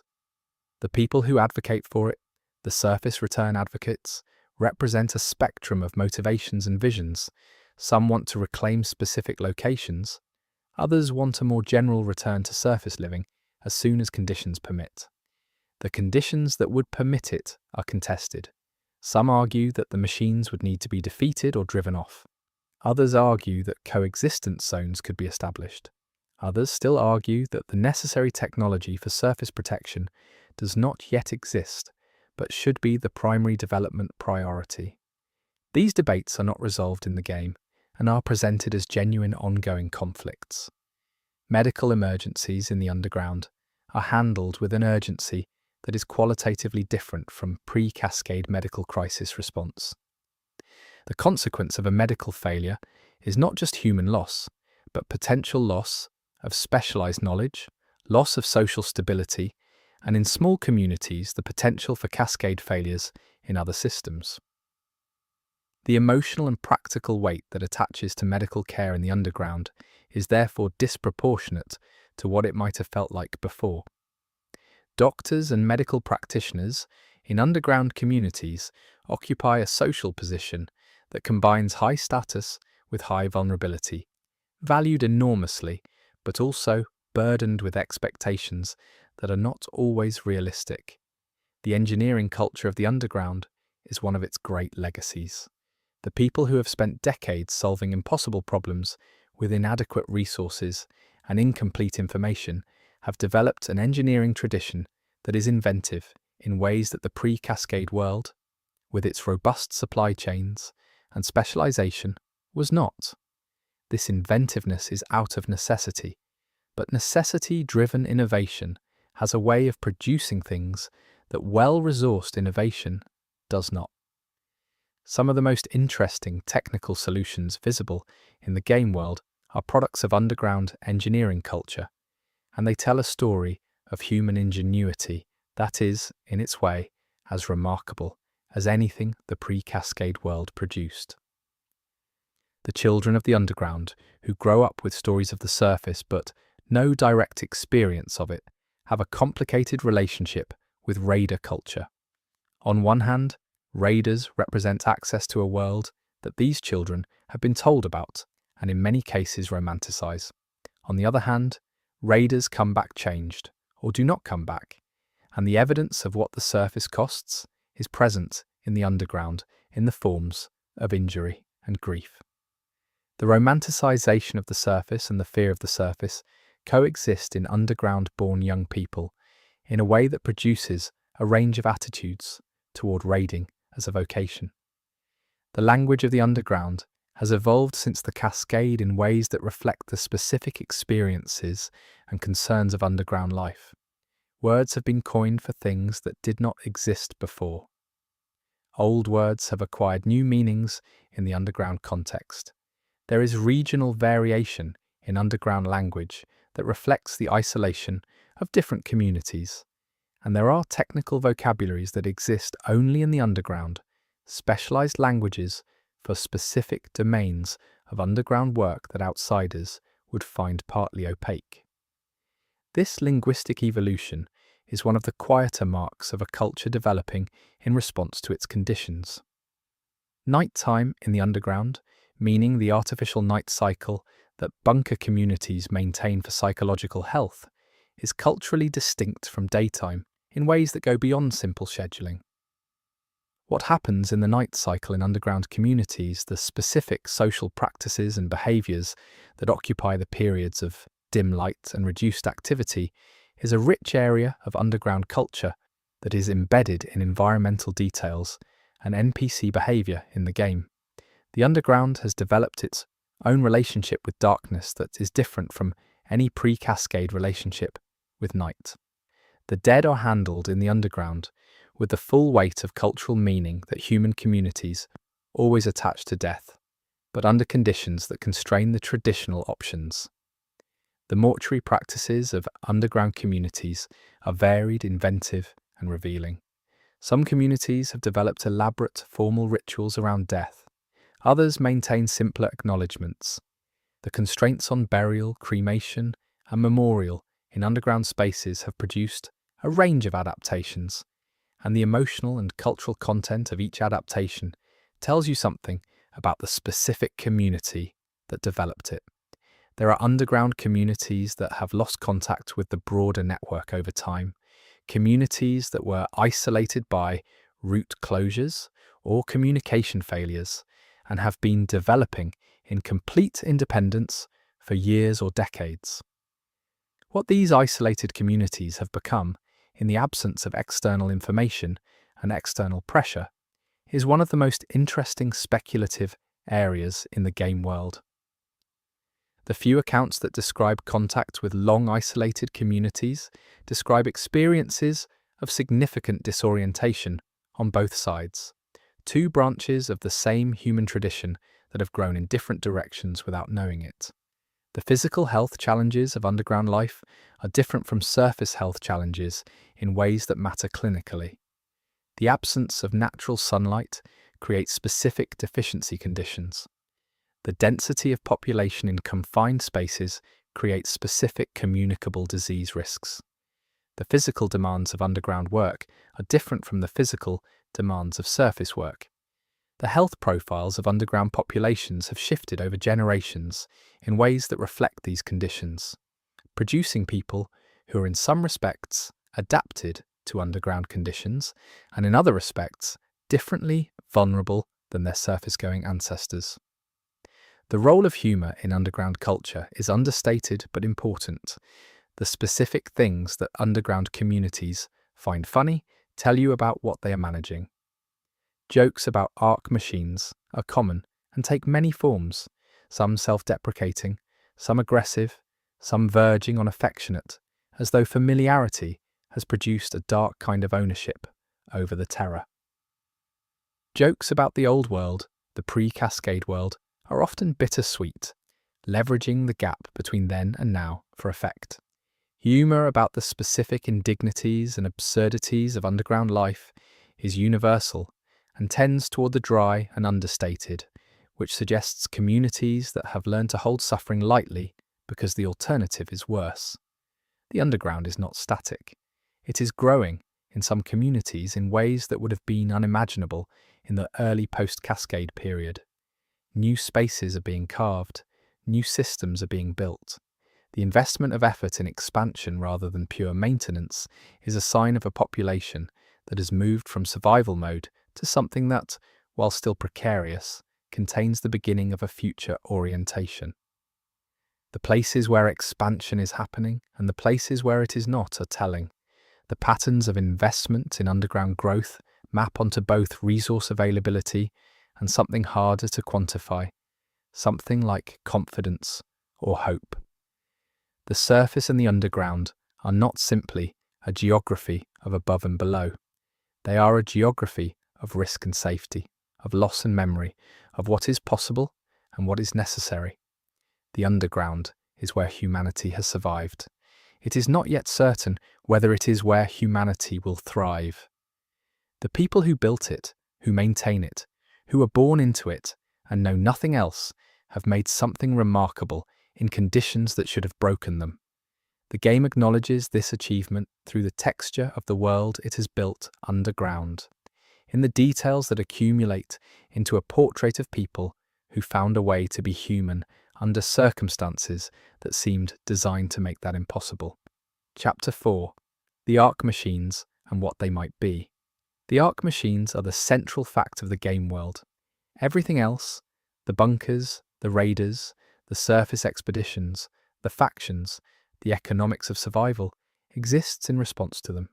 But understanding what they actually are, not just what they do, is one of the deepest and most rewarding puzzles the game offers. The available evidence points in several directions at once, and none of those directions leads to a clean answer. The first and most fundamental question about the Arc Machines is what category of thing they are. The name Arc refers to them as machines, and visually they are clearly mechanical. But their behaviour does not fit cleanly within the category of machine, as understood by anyone in the game world. They make decisions that appear to involve something beyond pure programmed response. They adapt, they patrol, they communicate with each other in ways that produce coordinated outcomes that no individual machine could produce alone. The word machine, for all its accuracy at the level of physical description, may be misleading at the level of functional description. The hierarchy of Arc machine types is one of the most carefully constructed and least explicitly explained aspects of the lore. Smaller units operate differently when larger units are nearby. Certain types appear only in specific zones or under specific conditions. There are units that never engage directly but appear to direct the behaviour of others. This hierarchy is visible if you observe carefully, but the game never provides a chart or explanation. It leaves the inferring to you, and what you infer, if you're patient, is a structure of something like command and response that should not exist in a collection of machines, but clearly does. The physical construction of the Arc machines is worth studying as carefully as their behaviour. The materials they are made from are not fully identifiable through in-game salvage. Some components are clearly metallic. Others have properties that do not map cleanly onto anything in the pre-Cascade material science vocabulary. The combination of familiar and unfamiliar in their construction suggests either that whoever built them had access to materials not available to pre-Cascade humans, or that they have the ability to incorporate surface materials into their own construction over time, which would be an entirely different kind of disturbing. The sensory systems of Arc machines, the ways they detect and track human presence, are not perfectly understood, but have been extensively documented through raider experience. Visual detection, acoustic detection, and something that behaves like detection through less obvious channels are all present in different machine types. The sensitivity and range of these systems varies. What does not vary is that the machines are not easily fooled by the methods that work against simpler automated systems. They distinguish between relevant and irrelevant movement. They track targets across significant distances. They communicate detection events to other machines in the area. The way Arc machines approach a threat is not uniform across types, which suggests that different machine types were designed for different specific functions, rather than being variations on a single template. Some machines maximize damage output. Others seem designed to track and follow without immediately engaging. Others appear to perform a function more like containment, cutting off routes rather than directly engaging. This functional differentiation is a sign of sophisticated original design, a system built with specific outcomes in mind, rather than a single general-purpose attack machine. The sounds Arc machines make, as noted earlier, carry communicative weight, but the specific nature of that communication is not fully understood. What is known is that machine behavior changes in response to these sounds in ways that suggest information transfer. When one machine makes a certain sound, others in range respond in consistent ways. The response is not identical across types, which suggests that the sound communicates differently to different recipients, or that different machine types are registered differently in the communication system. Either way, the communication is more sophisticated than simple alarm signals. There are accounts of Arc machines exhibiting what can only be called hesitation, pausing at the edge of a decision rather than executing immediately. This is inconsistent with simple programmed behavior, which executes conditions as they arise without delay. The hesitation is brief and not always observed, but it has been noted often enough across different sources to be taken seriously. One possible reading is that the machines are not purely autonomous, but are operating in a system that includes real-time external direction, and the hesitation represents the lag of that direction, arriving and being processed. The question of Arc machine learning is one that the game handles carefully. There is evidence in radar accounts of machines adapting to specific tactics that were previously effective, becoming harder to defeat in the same way twice. Whether this reflects genuine machine learning at the individual level, updated behavioral programming pushed from an external source, or simply natural variance in machine performance that survivors retrospectively interpret as adaptation is genuinely unclear.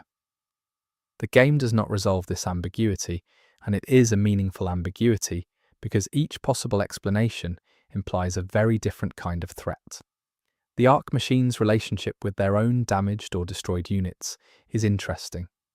There are accounts of machines recovering components from destroyed peers, machines pausing near a fallen unit in ways that resist purely mechanical explanation, machines behaving differently in areas where many of their own type have been destroyed. None of these behaviors is proof of anything like mourning or recognition of loss, but they are consistent with systems that track the state of the collective and respond to significant changes in that state. The question of what counts as significant to an Arc machine is one the game leaves open. Energy management in Arc machines is visible in their behavior in ways that have practical radar relevance, but also lore implications. Machines that have been operating heavily in a short period show behavioral changes consistent with something like fatigue or drawdown. Machines in areas of low recent activity appear differently calibrated, more sensitive or more conservative in ways that suggest they are managing energy reserves.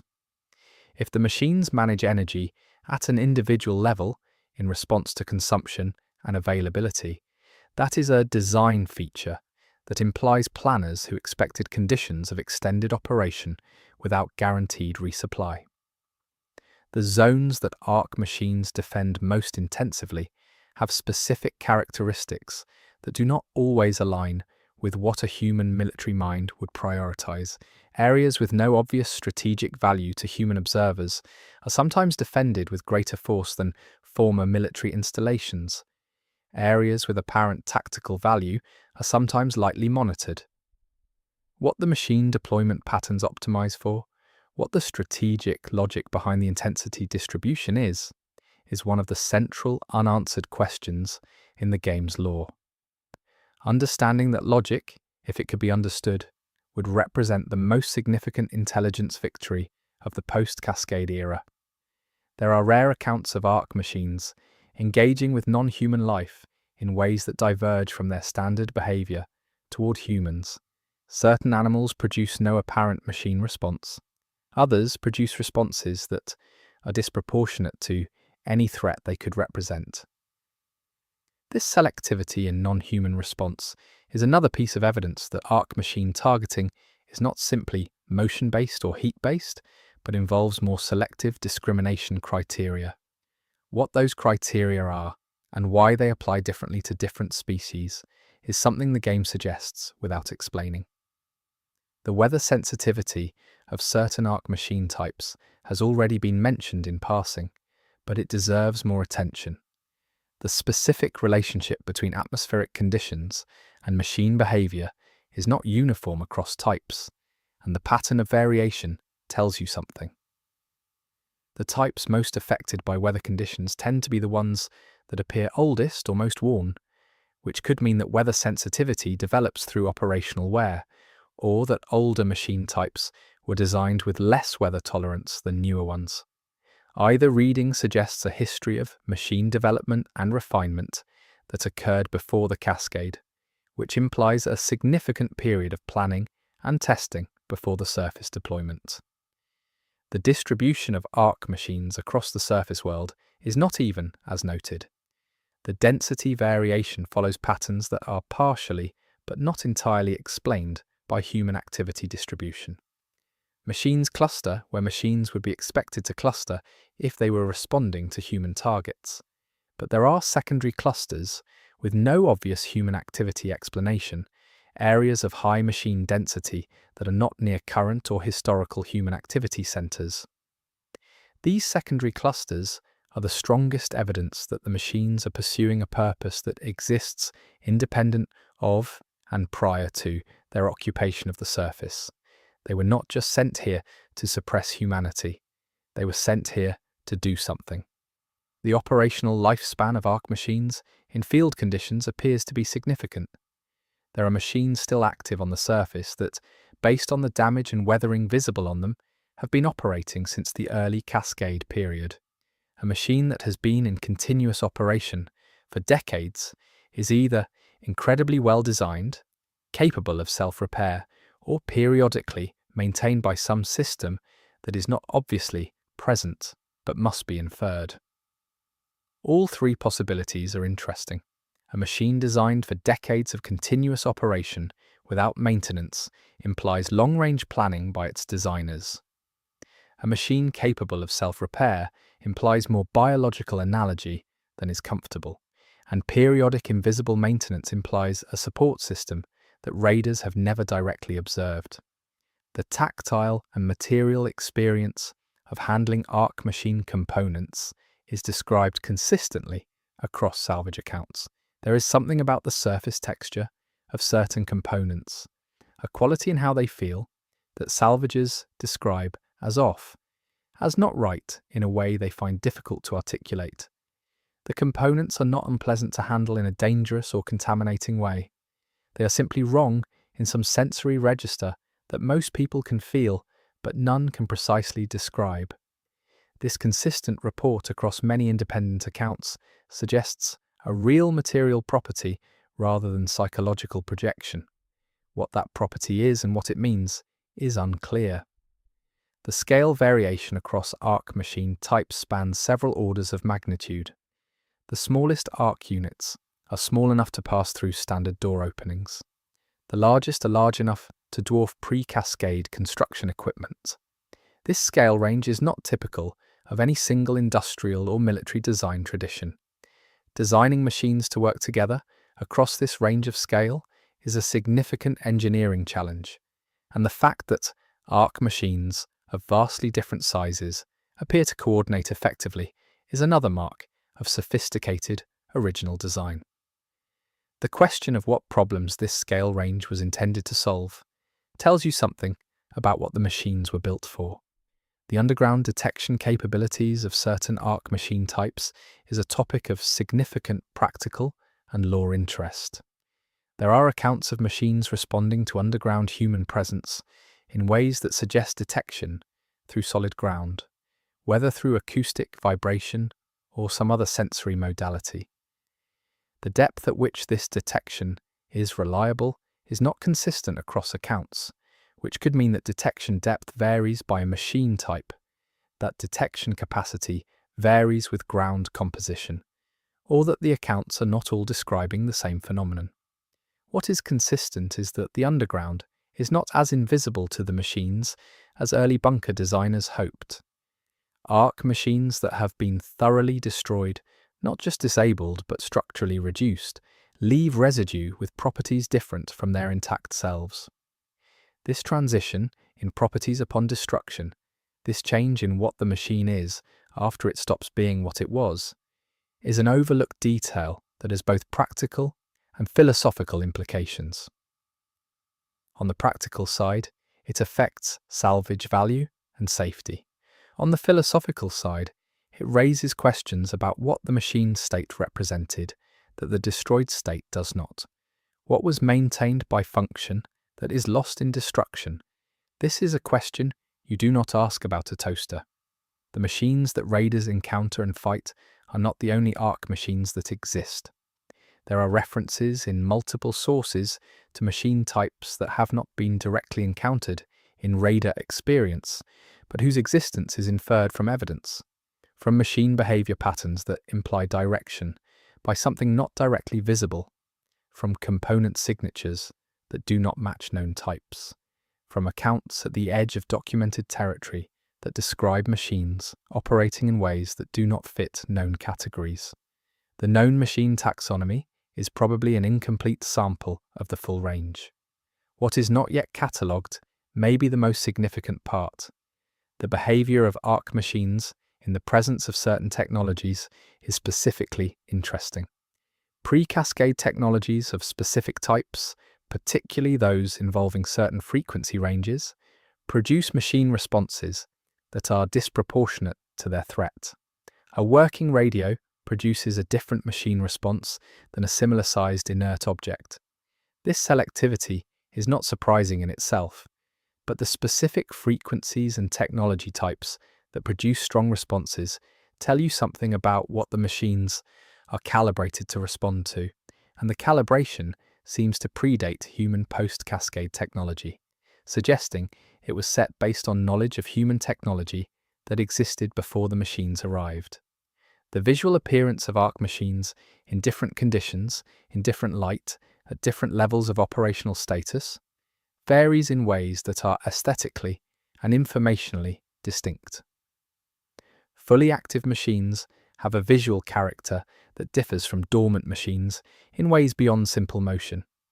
There is something about the quality of their surface appearance, a kind of aliveness that active machines have and dormant ones lack, that goes beyond the visible mechanical activity.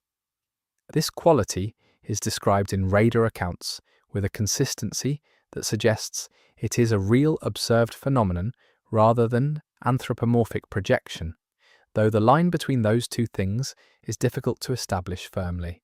There are Arc machines that appear to fulfill a role analogous to scouting or reconnaissance. Their behavior prioritizes information gathering over engagement, and they withdraw from contact that would risk their destruction in ways that purely combat-focused machines do not. The existence of these scout-type machines implies that something's receiving the information they gather. There is a recipient for their reconnaissance. Whatever that recipient is, it is processing information about the surface and about human activity at a level of detail and regularity that has significant implications for any organized resistance strategy. The damage thresholds of different Arc machine types are not simply a function of their size. There are small machines that are disproportionately resistant to damage, and large machines that are structurally more fragile than you would expect. The damage resistance patterns are consistent enough across encounters that they must reflect design choices rather than random variation.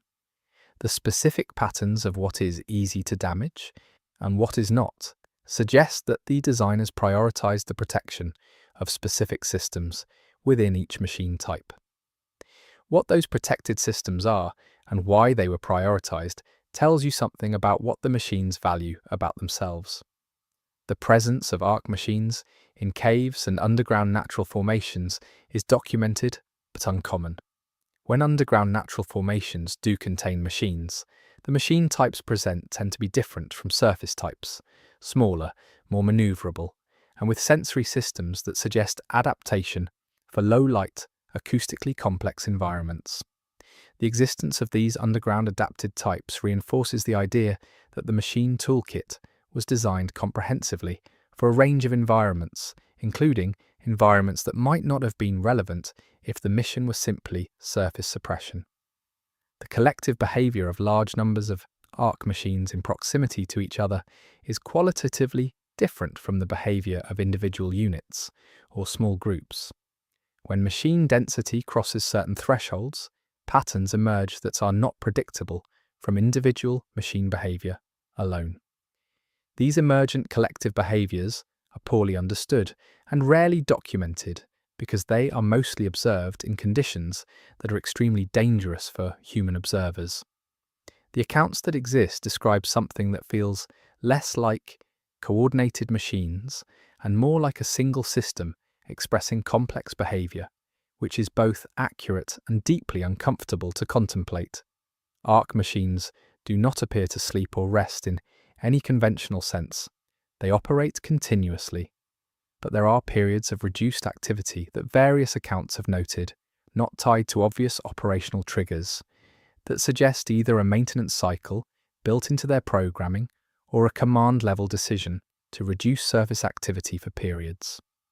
These quiet periods are practically significant for raiders because they represent windows of relative safety. They are law significant because they suggest that ARC machine activity levels are not simply a function of conditions on the surface, but are also being managed from some higher level of the system. The question of whether ARC machines have something like preferences, not in an emotional sense but in a functional sense, interests the researchers and raiders who think most carefully about them. Do machines prefer certain approaches to certain problems? Do they show tendencies that persist across encounters and contexts? The answer, based on careful observation, appears to be a qualified yes. There are behavioral tendencies in specific machine types that persist across different contexts and that seem to reflect something built into their basic operational character. Whether calling these preferences is accurate or anthropomorphic or both is a question the game does not answer. The interaction between ARC machines and the natural landscape shows something that can only be described as landscape knowledge. Machines navigate terrain in ways that suggest more than real-time sensor processing. They take routes that avoid problems before they reach them. They exploit terrain features in tactically sophisticated ways. They move through complex natural environments with a fluency that implies either very good real-time processing or pre-existing spatial knowledge. If the latter, the question of how they acquired that knowledge before they began operating on this particular surface is one that no current radar framework has a good answer to. There are accounts from the earliest post-Cascade period of ARC machines behaving in ways that have not been observed since. Behaviors that were documented in the first years, but that faded or stopped as the Cascade period matured.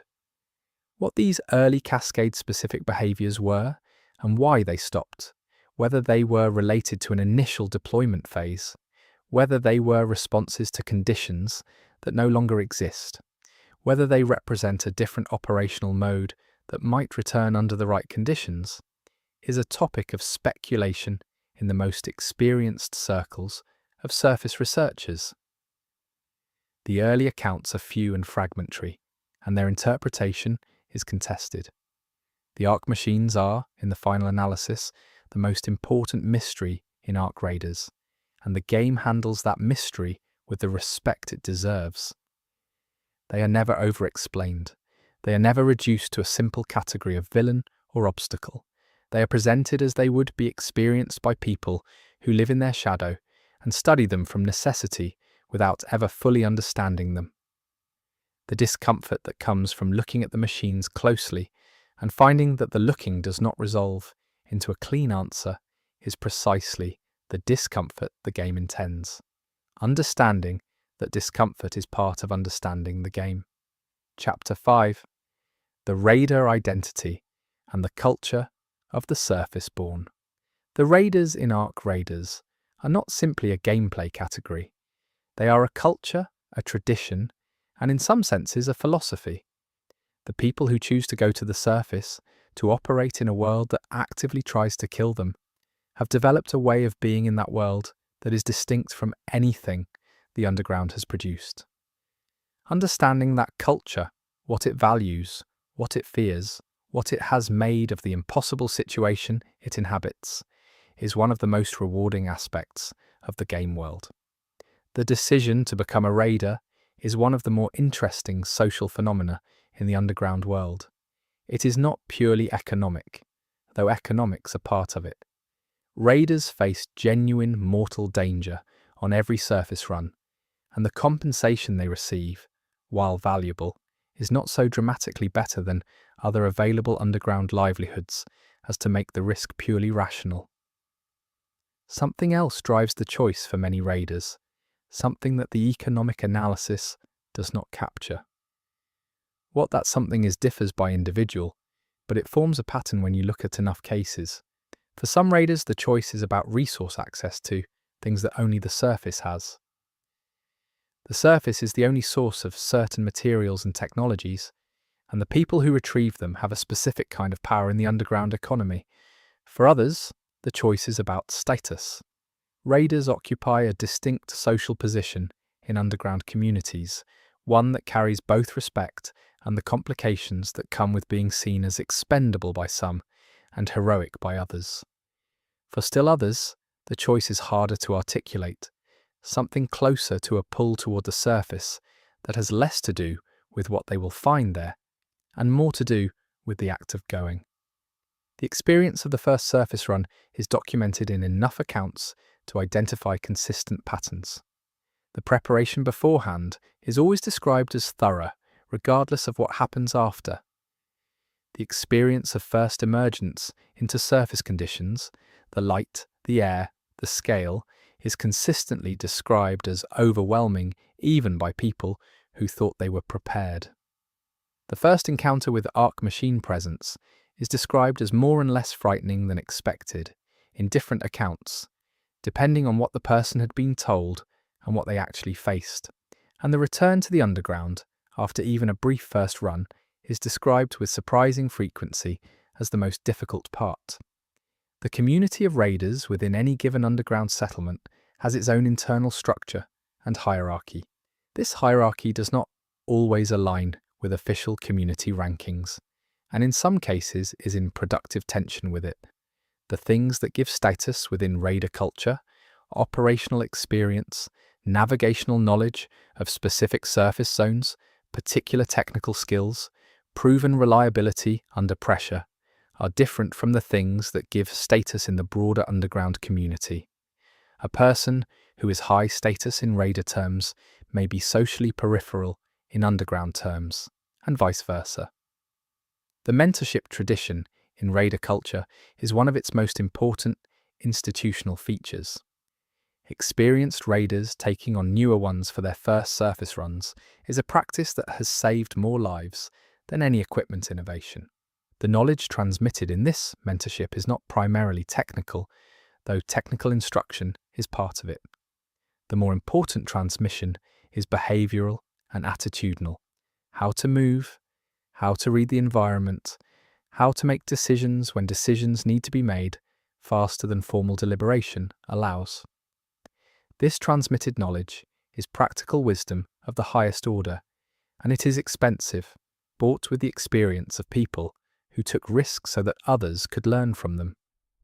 The relationship between raiders and the communities they supply is complex and not always comfortable. Raiders are valued. They are not always liked. There is a social dynamic in certain underground communities where the dependence on raiders for essential materials creates resentment rather than gratitude, a response to vulnerability that produces hostility toward the people who address it. This dynamic is present in character dialogue and in written accounts in ways that reveal the social psychology of communities under sustained existential pressure. The equipment culture of raiders reflects both the material constraints of the underground and the specific adaptations that surface work demands. Raider gear is modified, repaired, personalized, and carefully maintained in ways that reflect its status as genuinely life-critical equipment. The personal relationship that raiders have with their equipment, naming it, modifying it specifically for their operational preferences, treating its maintenance as a serious practice, is a form of practical animism that pre-Cascade engineers would probably find excessive, but that experienced raiders know is rational. Equipment that you know in detail fails in predictable ways. Equipment you do not know fails in unpredictable ones. The navigation methods of experienced raiders on the surface represent a form of knowledge that is not easily transmissible through description alone. Surface conditions change. Machine patrol routes shift. New hazards appear, and old ones are resolved or become familiar. The navigational knowledge that an experienced raider holds is partly stored and partly continuously updated, a dynamic model of a dynamic environment that takes years of direct experience to build. Written accounts of surface conditions help but cannot substitute for the direct knowledge. This is one of the reasons that experienced raiders are genuinely irreplaceable, and why their loss, when it happens, is felt at a community level beyond individual grief. The psychology of raider decision-making under pressure is another area the game explores through implication. The conditions of surface work, sustained uncertainty, physical danger, the need to make consequential decisions quickly with incomplete information produce a specific decision style that is identifiable in experienced raiders and different from how the same individuals make decisions in the underground. The best raiders are not those who are fearless, but those who have learned to use their fear as information rather than as an impediment. This distinction is one that experienced raiders can usually articulate, and newer ones are still learning. There are raiders who have been operating on the surface for long enough that the surface has become more familiar to them than the underground. These long-term surface specialists occupy a strange social position, fully trusted for their knowledge and capability in the environment they operate in, but subtly alienated from the underground community that they serve. The psychological effects of prolonged surface exposure are not fully understood, but are discussed in raider communities, and the social management of these effects is an area where raider culture has developed specific practices and norms. The solitude of surface work is one of its defining features and one of its most psychologically significant aspects. Surface operations often involve periods of isolation that underground life does not prepare people for. The management of that solitude, its relationship to awareness, its relationship to the specific kind of fear that sustained isolation in a dangerous environment produces, is a major component of the psychological adaptation that successful raiders make. Those who cannot adapt to it tend to find out early, which is a merciful failure mode. Those who adapt poorly, but not immediately, are more dangerous to themselves and to anyone with them. The culture of raider storytelling is one of the underground's most vital art forms. The debriefs that raiders give on return are formally required for operational intelligence purposes, but the informal storytelling that accompanies them and that circulates in the communities where raiders live is something else. It is the primary medium through which the surface world is made real and navigable for underground communities that cannot directly experience it. The best raider storytellers, those who can convey not just what happened but what the surface is like, occupy a valued social position that goes well beyond their operational significance. The superstitions of raider culture are another underexplored dimension of this world. The specific beliefs that raiders hold about what brings luck or bad luck on the surface, about behaviors and practices and rituals that affect outcomes, about the nature of the arc machines and what kinds of attention they pay, are a rich body of practical folklore. Some of these beliefs have empirical basis, correlating with observed surface phenomena in ways that the folk explanation does not capture accurately, but that the folk behavior addresses effectively. Others are purely psychological, providing a sense of agency in situations where actual agency is limited. There is a specific tradition in raider culture around the equipment and possessions of raiders who do not return from the surface. What is done with these items, who they go to, what ceremonies or practices accompany their redistribution is handled differently by different communities, but never treated as trivial. The possessions of the lost carry a specific weight in raider culture, partly because they were carefully chosen and personally adapted by someone who is gone, and partly because in a world where loss is common, the rituals around it are one of the ways communities hold themselves together. The relationship between raiders and information is fundamental to understanding the culture. Raider communities function as information processors for the underground world. What is on the surface, where it is, what conditions are like in specific zones, what machine behavior has been observed, what new hazards have appeared, all of this information flows through raiders and is worth significant economic value in addition to its survival importance. Raiders who are skilled not just at surface work, but at observing and communicating what they observe are disproportionately valuable. And some raiders have made entire careers around the intelligence gathering dimension of surface work rather than the salvage dimension. The long-term relationships that form between raiders who work together repeatedly are among the most intense interpersonal bonds in the underground world. The trust required to function effectively in surface conditions, the degree to which you depend on the person beside you making correct decisions in conditions where incorrect decisions are lethal, creates a quality of relationship that is not easily replicated in underground social contexts. These bonds can also become sources of significant pain, because the mortality rate of surface work means that these intense relationships frequently end suddenly, and without the preparation that less immediate forms of loss allow. Raiders who retire from surface work, who have accumulated enough material, or who have aged or been injured to the point where regular surface operations are no longer viable, occupy an interesting position in raider culture. They carry knowledge that is still valuable. Their social status, earned through years of surface work, does not automatically transfer to other roles. The transition from active raider to underground community member is one that raider culture handles with varying degrees of grace, and the psychological difficulties of that transition are documented in enough accounts to be recognized as a genuine phenomenon. The training of new raiders involves a balance between protection and exposure that experienced mentors calibrate individually. Too much protection, and the trainee never develops the situational awareness that surface work demands. Too little, and you lose the trainee before they develop anything. This balance is an art more than a science, and the people who are good at teaching it are recognized and valued within raider culture for that specific skill as distinct from their surface operational competence. Teaching and doing require related but distinct capabilities, and raider culture understands this clearly. The aesthetic of raider culture, the way it presents itself through clothing, gear, marking, language, is worth reading as cultural expression rather than purely practical choice.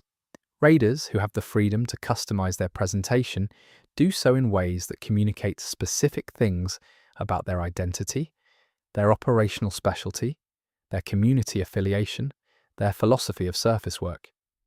The semiotics of raider appearance are readable if you know the codes, and the codes vary by community and era.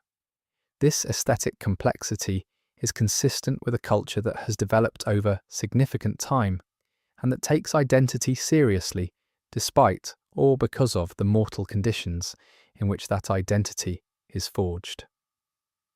The politics of raider communities, meaning the internal debates and power structures of organised raider groups rather than the politics of the broader underground, are a specific and interesting domain. The questions that matter most in raider political culture are questions about mission selection, resource allocation within expeditions, the management of information and its distribution, the standards for accepting new members, and the management of conflict between established members. These questions are handled through a range of governance structures across different groups, and the variety of solutions tried reflects the genuine difficulty of governing people who are simultaneously highly capable and highly independent. There are raiders who operate alone, who have chosen to work the surface as individuals rather than as members of any group. The reasons for this choice are as varied as the individuals who make it, ranging from preference for independence to exclusion from available groups to specific operational methods that are better suited to solo work. The solo raider is a figure of considerable cultural significance in raider mythology, representing both a form of extreme competence and a form of extreme risk. The survival rates for solo surface work are significantly lower than for group operations, which means that solo raiders who persist over time are selected for exceptional capability or exceptional luck, and the two are not always distinguishable from the outside. The music of raider culture is a particular point of entry into its emotional and psychological interior.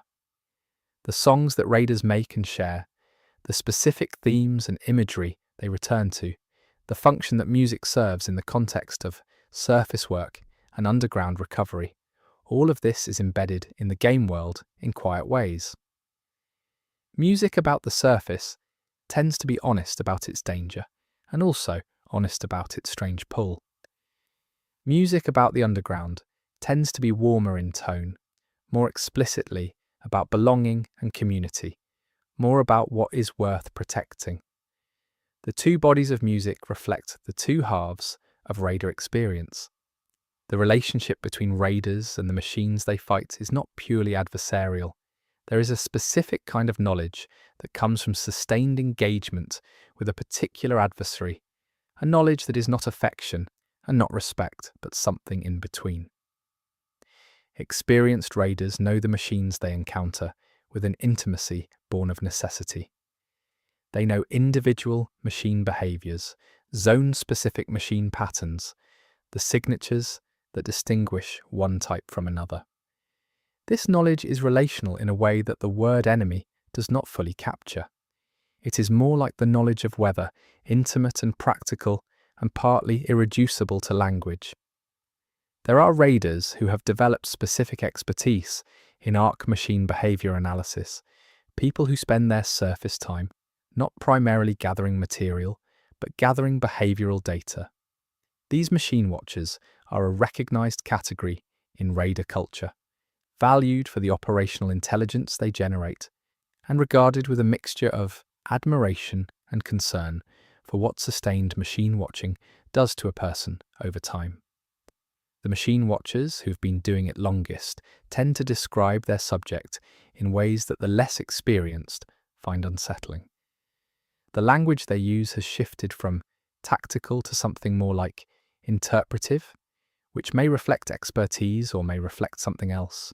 The legends of raider culture, the stories of exceptional individuals and exceptional runs that have passed into community memory are worth studying as a body of cultural expression. What qualities does raider legend celebrate? What kinds of acts get remembered? What is the moral structure of raider mythology? The answers to these questions tell you what raider culture values at its most fundamental level. Courage in specific forms, but not all forms. Ingenuity under constraint. Loyalty to partners. A specific relationship with risk that neither seeks it nor avoids it, but manages it with clear eyes. These values are not unique to raiders, but their specific weight and expression in raider legend reflects the environment in which they were formed. The physical marks that surface work leaves on raiders over time are both literal and figurative. The literal marks are visible in the environmental design and NPC character models. The wear and adaptation that sustained surface exposure produces in the people who do it. The figurative marks are visible in how experienced raiders think and speak and relate to people who have not shared their experience. The surface changes you.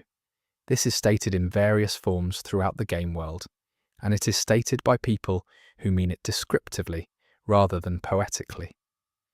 The surface is an environment that demands adaptation, and adaptation is always a two-way process. The ethics of surface work are discussed explicitly in raider communities in ways that suggest these are live debates, rather than settled doctrine. When is it acceptable to leave someone behind? What obligations do you have to other raiders you encounter who are not in your group? How do you handle information about surface conditions that has commercial value? What are the limits of what you will do for a client or a community's material benefit? These are not simple questions, and the answers differ across individuals and communities. The existence of the debate itself is a sign of a culture that takes its ethics seriously. The relationship between raider culture and time is a specific one worth noting. Surface work places you in a relationship with time that is unusually acute. You have limited time on the surface. Every decision uses some of it. The management of time on a surface run, the constant calculation of what is worth doing against what time is available, produces a heightened time consciousness that bleeds into raider culture more broadly. Raiders tend to be impatient with inefficiency.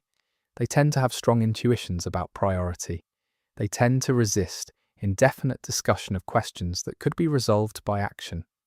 These tendencies are adaptations that serve them on the surface and can create friction in the underground. There are raiders who came from the underground and raiders who are surface-born, meaning born to parents who were living in surface-accessible conditions during the early post-Cascade period, before the underground became the only viable option. Surface-born raiders, who are a small and aging category now, have a relationship with the surface that is different in character from underground-born raiders. For them, the surface is not an alien environment they have learned to operate in, but a world they have a prior relationship with, one that was taken from them by the Cascade.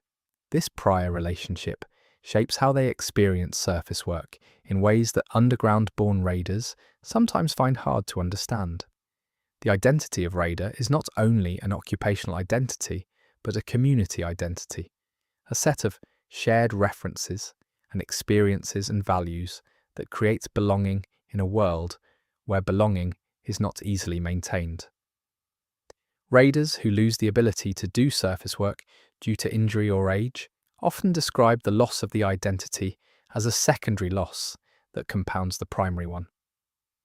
The transition from being a raider to being a former raider is described in enough accounts as difficult in specific ways that it constitutes a recognized social and psychological challenge in raider communities, one that the communities handle with varying degrees of grace. The way raider culture has changed over the generations since the Cascade is visible if you compare the earliest documented accounts of raider practice with current norms. The changes reflect both changing surface conditions and changing underground conditions. Early raiders operated in an environment that was more chaotic and less understood, and their practices reflect that context. Current raiders operate in an environment that is still dangerous, but more mapped, more categorized, more predictable within limits. The professionalization and systematization of raider practice over time is a history of accumulated learning, and it has produced something more effective and also something more formal than what the early practitioners of surface work would recognize. The culture of raider humor is one of the sharpest and most revealing aspects of raider social life.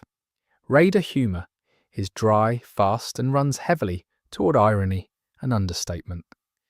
The things raiders find funny about the surface, about the machines, about the underground, about themselves, reveal a worldview that has been shaped by sustained engagement with conditions that would not be funny to anyone outside that engagement.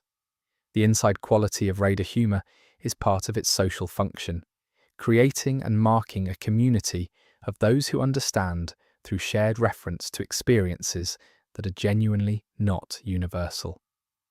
The mentorship debt in raider culture, the obligation that raiders feel toward those who taught them, is one of the most structurally important values in Raider social organization. An experienced mentor who loses a trainee to the surface bears a specific kind of loss and social accounting that is distinct from other kinds of loss. A trainee who succeeds and does not pass their knowledge forward is failing a specific obligation. This debt structure, the circulation of knowledge and protection through the community across generations of raiders, is one of the things that allows raider knowledge to accumulate rather than being lost with each generation. The greatest raiders in the game world's history, the figures who have become legends, are remembered for different reasons in different communities. In some traditions, the legends are military, about combat capability and machine kill counts. In others, they are navigational, about extraordinary knowledge of the surface and extraordinary ability to move through it safely. In still others, they are logistical, about the ability to retrieve the most material in the most difficult conditions with the least loss. The diversity of what gets remembered as legendary in raider culture reflects the diversity of what raider culture needs and values, and the fact that no single kind of excellence dominates the tradition suggests a culture that understands its own complexity. Chapter 6: Factions and the Politics of the Underground. The political landscape of Ark Raiders is fragmented, competitive, and deeply shaped by the material conditions of post-Cascade survival. There are multiple factions operating in the game world, each with its own history, its own priorities, its own relationship with the surface, and its own theory of what the future should look like. Understanding these factions not just as functional categories, but as expressions of specific post-Cascade political philosophies, is essential to reading the game's deeper narrative. The factionalism of the underground world did not arise immediately. In the early post-Cascade period, survival pressure created a level of cooperation that observers from that era consistently describe as remarkable. The conditions that produced this cooperation shared extreme danger, shared loss, shared technical challenges that required collective solution, were not sustainable as conditions changed. As bunker communities became more stable, as the immediate existential pressure eased slightly, the specific interests of different groups began to reassert themselves. Factionalism emerged from normalcy, not from crisis. The first major division in underground politics was between communities that prioritized internal consolidation and communities that prioritized external expansion. These two orientations, inward and outward, map roughly onto what later became distinct political philosophies. The consolidators believed that stability and safety required reducing external contact and risk. The expansionists believed that growth and sustainability required extending the network of connected communities and the range of surface operations. Both positions had genuine merits and genuine costs, and the tension between them is still present in various forms across the faction landscape. The resource dimension of faction politics is both obvious and more complicated than it appears on the surface. Every faction needs resources to survive and to pursue its goals. But the specific resources that different factions prioritize reflect their ideological orientations as much as their material situations. Factions focused on technological development prioritize specific salvage categories. Factions focused on population growth prioritize food and medical supply categories.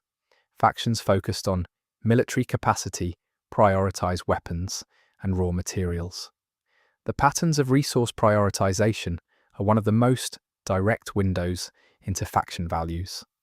There are factions in Ark Raiders that are explicitly oriented toward understanding the Ark machines, not just fighting them, but researching them. These research-oriented factions occupy a specific and contested position in the faction ecology. Most other factions regard the Ark machines as an existential threat to be managed or eliminated, and factions that seem too interested in understanding them are regarded with varying degrees of suspicion. The specific suspicion is that research orientation might produce collaboration rather than combat preparation, which in the context of the game world's paranoid post-Cascade politics is not an irrational concern. The military factions, those organized primarily around combat capacity and surface control, are the most visible in the game world's current period. Their visibility reflects both their material importance — the surface cannot be accessed without security capacity — and their political leverage.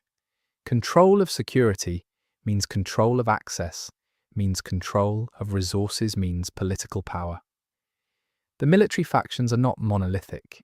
They have different operational philosophies, different relationships with the communities they protect or exploit, and different long-term visions for what post-machine threat society should look like.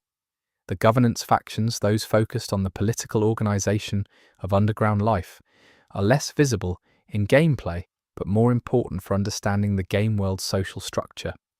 These factions are engaged in ongoing debates and contests over how communities should be organized, how resources should be distributed, what rights community members have, and what obligations they bear, and what relationship the underground should have with the surface. The positions these factions hold are not simple left-right divisions, but reflect the genuinely novel political questions of the post-Cascade world.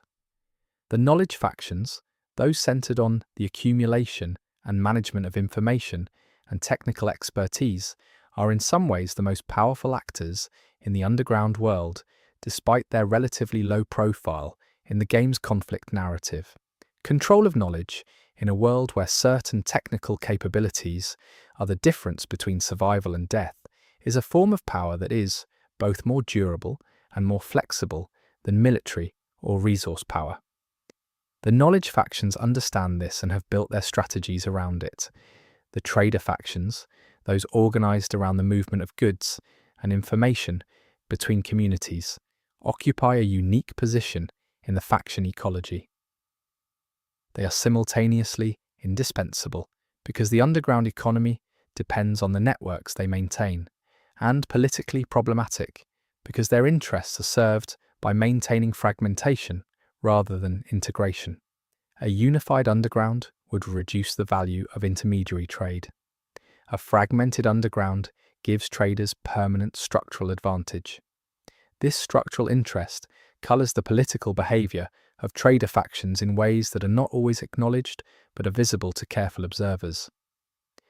The relationship between factions and individual communities is not straightforward. Most underground communities have relationships with multiple factions, receiving resources or protection from one, while providing labor or loyalty to another, maintaining enough independence to prevent full absorption by any single faction, while benefiting from the connections that partial affiliation provides. This complexity of affiliation is one of the reasons that faction politics in Ark Raiders is difficult to reduce to simple alliance maps. The same community may be a friend, a client, and a competitor to the same faction, depending on the specific issue.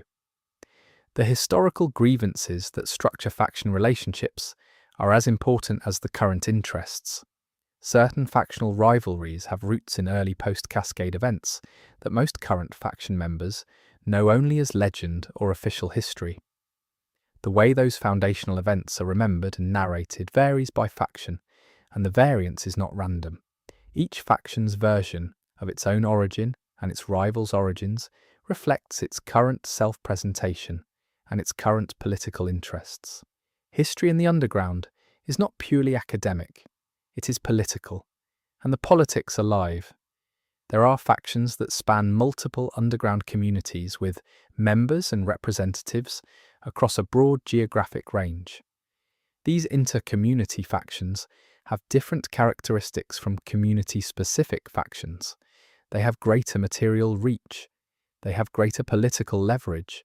They also have greater coordination challenges and greater vulnerability to fragmentation if their far-flung members develop divergent interests.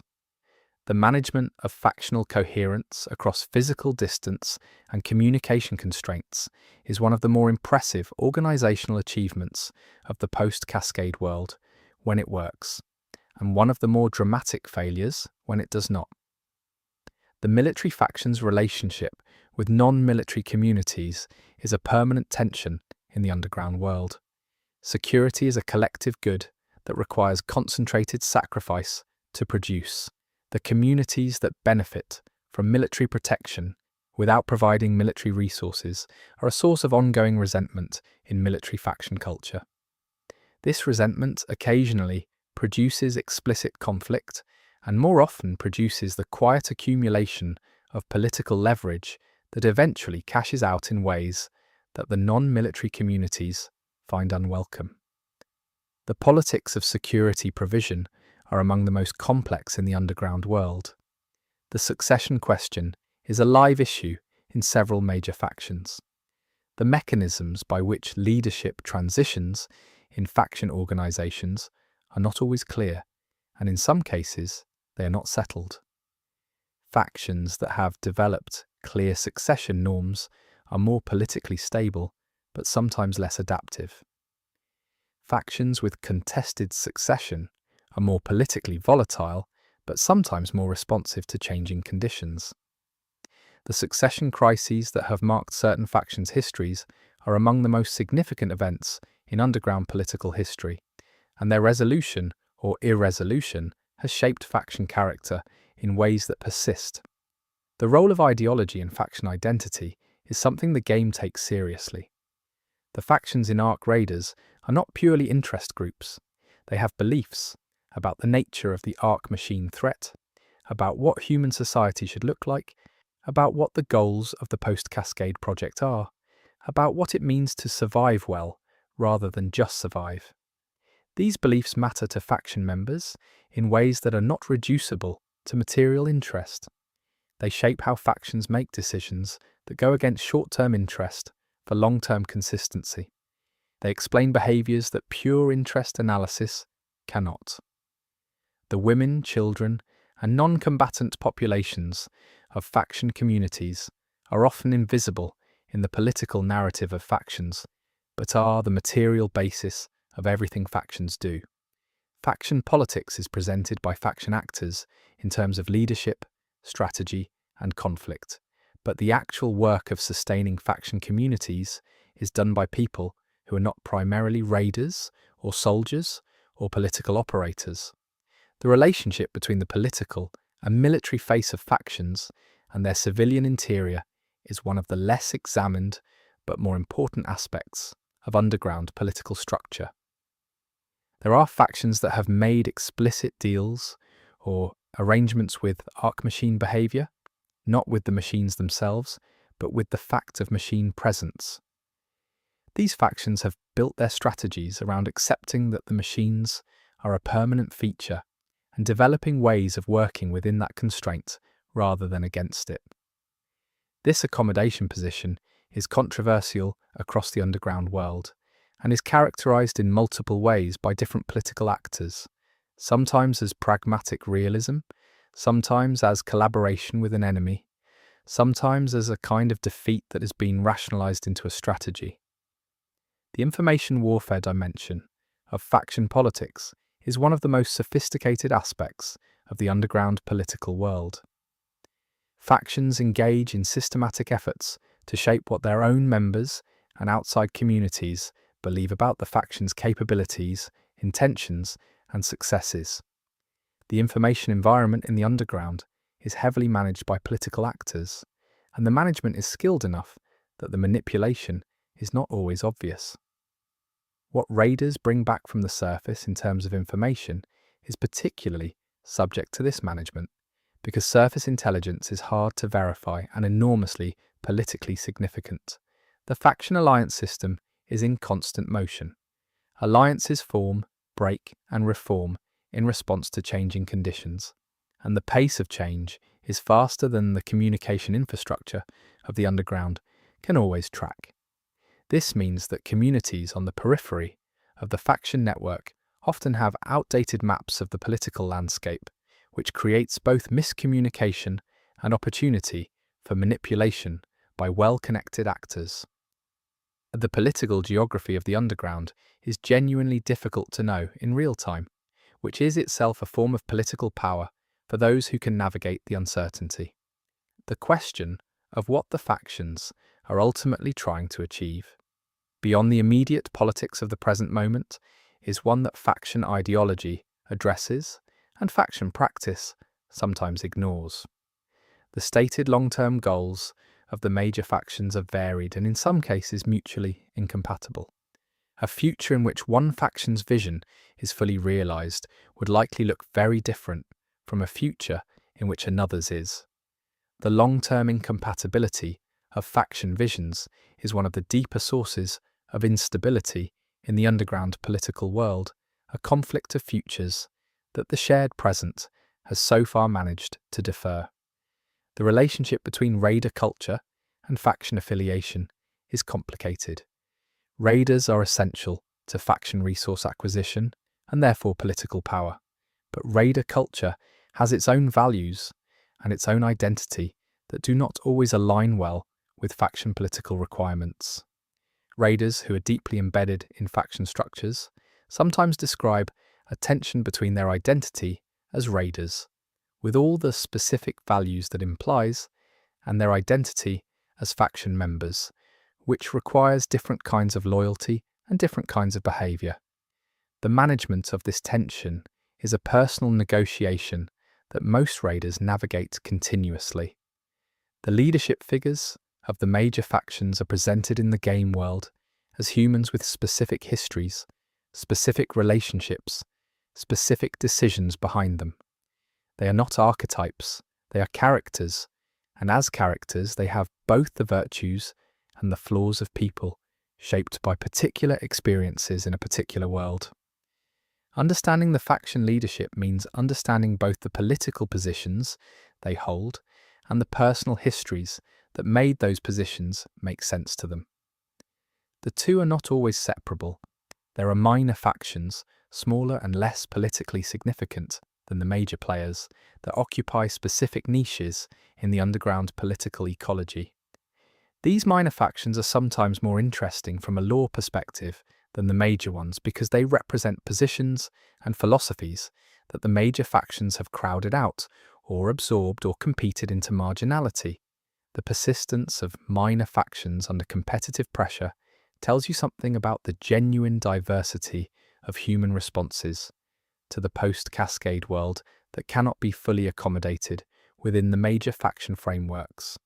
The external observers of underground faction politics, meaning those who are positioned outside the main political systems and who have both the perspective and the information to describe what they see, are a small and unusual category.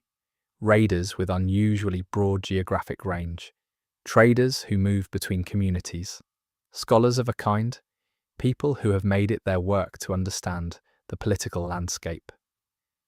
These observers, when you can find their accounts, provide some of the most valuable and honest assessments of underground political dynamics available, precisely because they lack the stake in specific outcomes that shapes how faction members describe the same situations.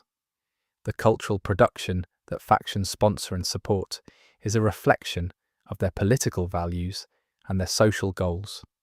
The music, art, and storytelling that specific factions fund or suppress tells you as much about faction character as their political positions.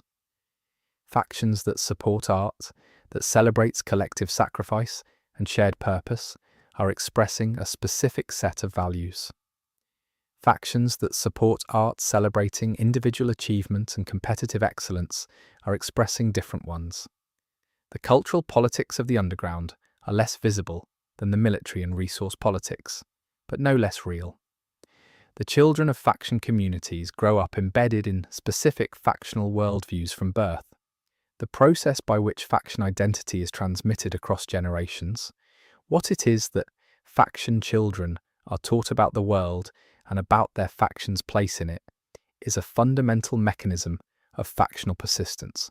Factions that do this transmission well, that produce new generations who understand the faction's mission and value it genuinely, have a long-term stability that factions relying on adult conversion cannot easily achieve.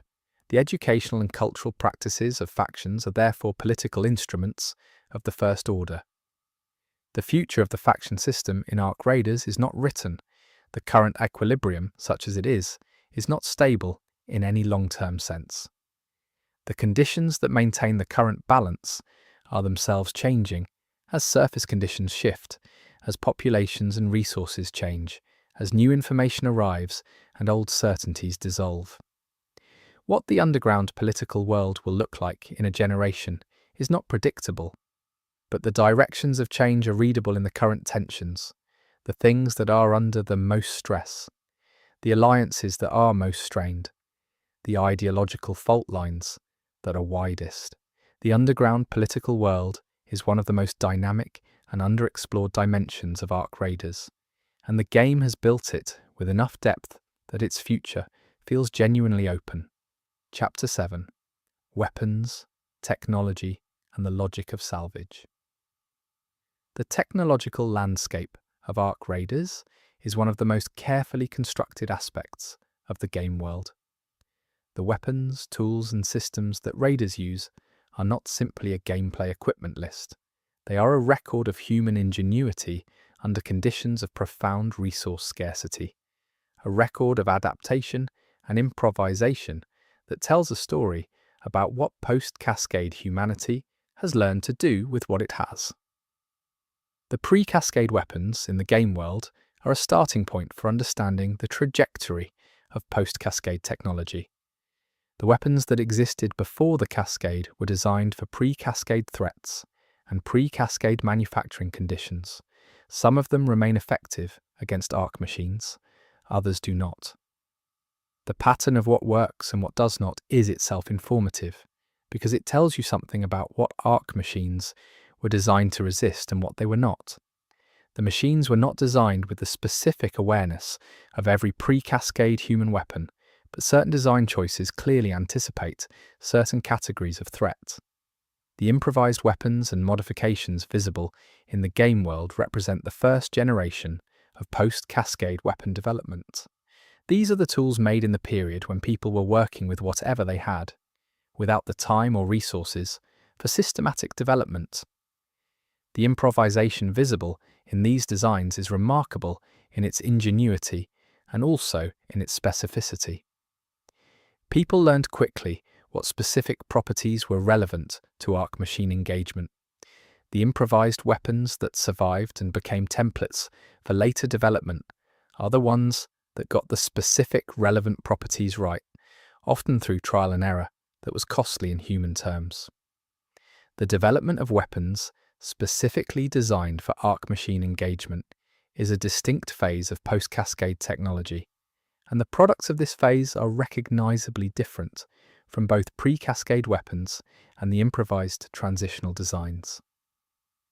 These purpose-built anti-Ark weapons reflect accumulated knowledge about machine vulnerabilities, the energy signatures they are susceptible to, the structural weaknesses in their designs, the behavioral patterns that can be exploited tactically. The development of this knowledge, the learning curve from first contact to systematic understanding, is one of the great intellectual achievements of the post-Cascade world.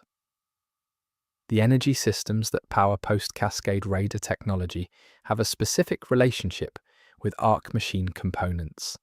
Ark salvage is not purely a material resource, it is also an energy resource, and the energy contained in Ark components is compatible with human-built technology in ways that are not fully understood, but have been extensively exploited.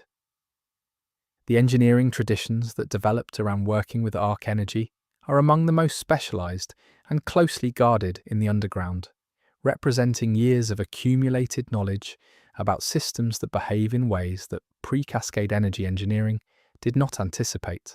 The tools used for Ark component salvage are themselves a technological tradition worth examining. The challenges of extracting useful components from destroyed Ark machines without destroying the components or endangering the extractor are significant and specific. The tools developed to meet these challenges reflect deep knowledge of Arc machine construction, knowledge that was acquired through the same dangerous process of direct engagement that produced weapon design knowledge. The salvage toolkit of an experienced raider is as much a statement of knowledge as it is a collection of equipment. The communication technology available to raiders on the surface is limited relative to pre-Cascade communication and is the product of specific engineering choices made to minimize Arc machine detection of communication signals. The development of low observable communication systems is one of the more sophisticated achievements of post-Cascade technology, requiring both technical innovation and ongoing behavioral discipline from the people who use them. The specific solutions that have been developed reflect both the technical capabilities of the engineering communities involved and the specific parameters of Arc machine signal detection, which was learned through painful experience. The medical technology of the underground and of surface operations is a specific domain of post-Cascade innovation that the game embeds in environmental details and character references rather than explicit narration. The specific injuries and health challenges of surface work drove the development of field medical capabilities that are quite different from pre-Cascade emergency medicine. What is available, what works and what does not in post-Cascade field medicine reflects both the resource constraints of the underground and the specific pathology of Arc machine-related injury, which has characteristics not seen in pre-Cascade military medicine. The armor and protection systems used by raiders represent a long development history from the first improvised surface gear to the more systematically designed protection visible in current raider practice. The early protection designs were often as dangerous as no protection, offering false confidence against Arc threats they were not actually effective against. The learning curve in protection technology, from the early failures to the current more effective systems, is documented in equipment evolution and in the accounts of early raiders who survived long enough to contribute to the learning process. Vehicles and transportation on the surface are another technological domain with significant lore content. The pre-Cascade vehicle infrastructure is largely non-functional, both because vehicles have degraded without maintenance and because the fuel systems they depended on are unavailable. The development of post-Cascade surface transportation, the specific adaptations made to move things between surface and underground in Arc-active conditions, represents another domain of significant engineering innovation. The vehicles visible in the game world, their designs and the adaptations made to them, tell a story of specific engineering choices made in response to specific operational requirements.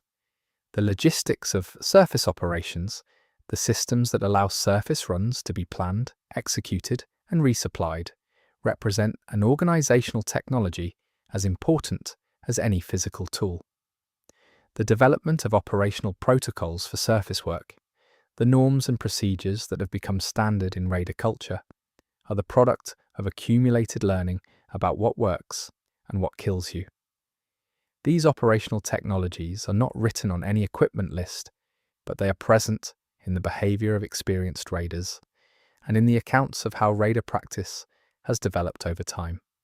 The question of what post-Cascade technology cannot do, what remains beyond the capability of underground engineering traditions despite significant effort, is as interesting as what it can do. The limitations of post-Cascade technology reflect both resource constraints and knowledge gaps, things that pre-Cascade engineers knew that were not preserved, things that require manufacturing capabilities that the underground has not been able to recreate, things that are understood theoretically but cannot be implemented in practice. These limits define the boundaries of the currently possible in the game world, and they are real constraints that shape the political and social landscape of the underground. The intersection between Arc machine technology and human technology is one of the most productive and dangerous areas of post-Cascade engineering. The salvage economy is built on the compatibility between these two technology systems, a compatibility that should not exist but does. The people who work most directly with this intersection, those who engineer the interfaces between Ark components and human-built systems, occupy a specific and valued position in underground technical culture. Their work is both the most practically significant form of post-Cascade engineering and the form most likely to produce unexpected and dangerous results. The documentation and preservation of technical knowledge is itself a technological challenge in the post-Cascade world. Pre-Cascade technical documentation was stored in formats and systems that largely no longer function. The reconstruction of lost technical knowledge from first principles or from fragmentary surviving documentation is an ongoing project in multiple underground communities. The specific knowledge gaps that have been identified, things known to have been understood before the Cascade, but that cannot now be reconstructed, form a picture of what pre-Cascade technology relied on that cannot be directly replicated in the current context. The improvisation culture of underground engineering has produced specific aesthetic characteristics in the technology of the post-Cascade world. This aesthetic, visible in the design of radar equipment and in the design of underground facilities, is not merely functional. It reflects a set of engineering values that developed under constraint: economy of material, repairability with available tools, modularity that allows components from different sources to be combined, legibility of design that allows someone who did not build a thing to understand how it works and fix it when it breaks. These values are post-Cascade innovations, in a sense because the conditions that make them necessary did not exist before. The knowledge of pre-Cascade manufacturing processes and the partial recreation of those processes in underground conditions is another area of significant technological effort. The gap between what pre-Cascade manufacturing could produce and what underground manufacturing can produce is large and in some areas determinative. Certain components that radar equipment depends on can only be produced at pre-Cascade manufacturing scale, which means they can only be obtained through salvage, which means their supply is finite and declining. The technological challenge of finding substitutes for salvage-dependent components is one of the highest priority engineering problems in the underground world. The energy weapons that appear in Ark radars, those that use energy-based damage rather than conventional projectiles, represent the cutting edge of post-Cascade weapons development and also the most direct application of Ark machine technology to human use. The development of energy weapons capable of engaging Ark machines effectively is one of the most significant milestones in post-Cascade technology history. The factions that have achieved this capability and those that have not are separated by a military capability gap that is significant and that shapes the current faction power balance.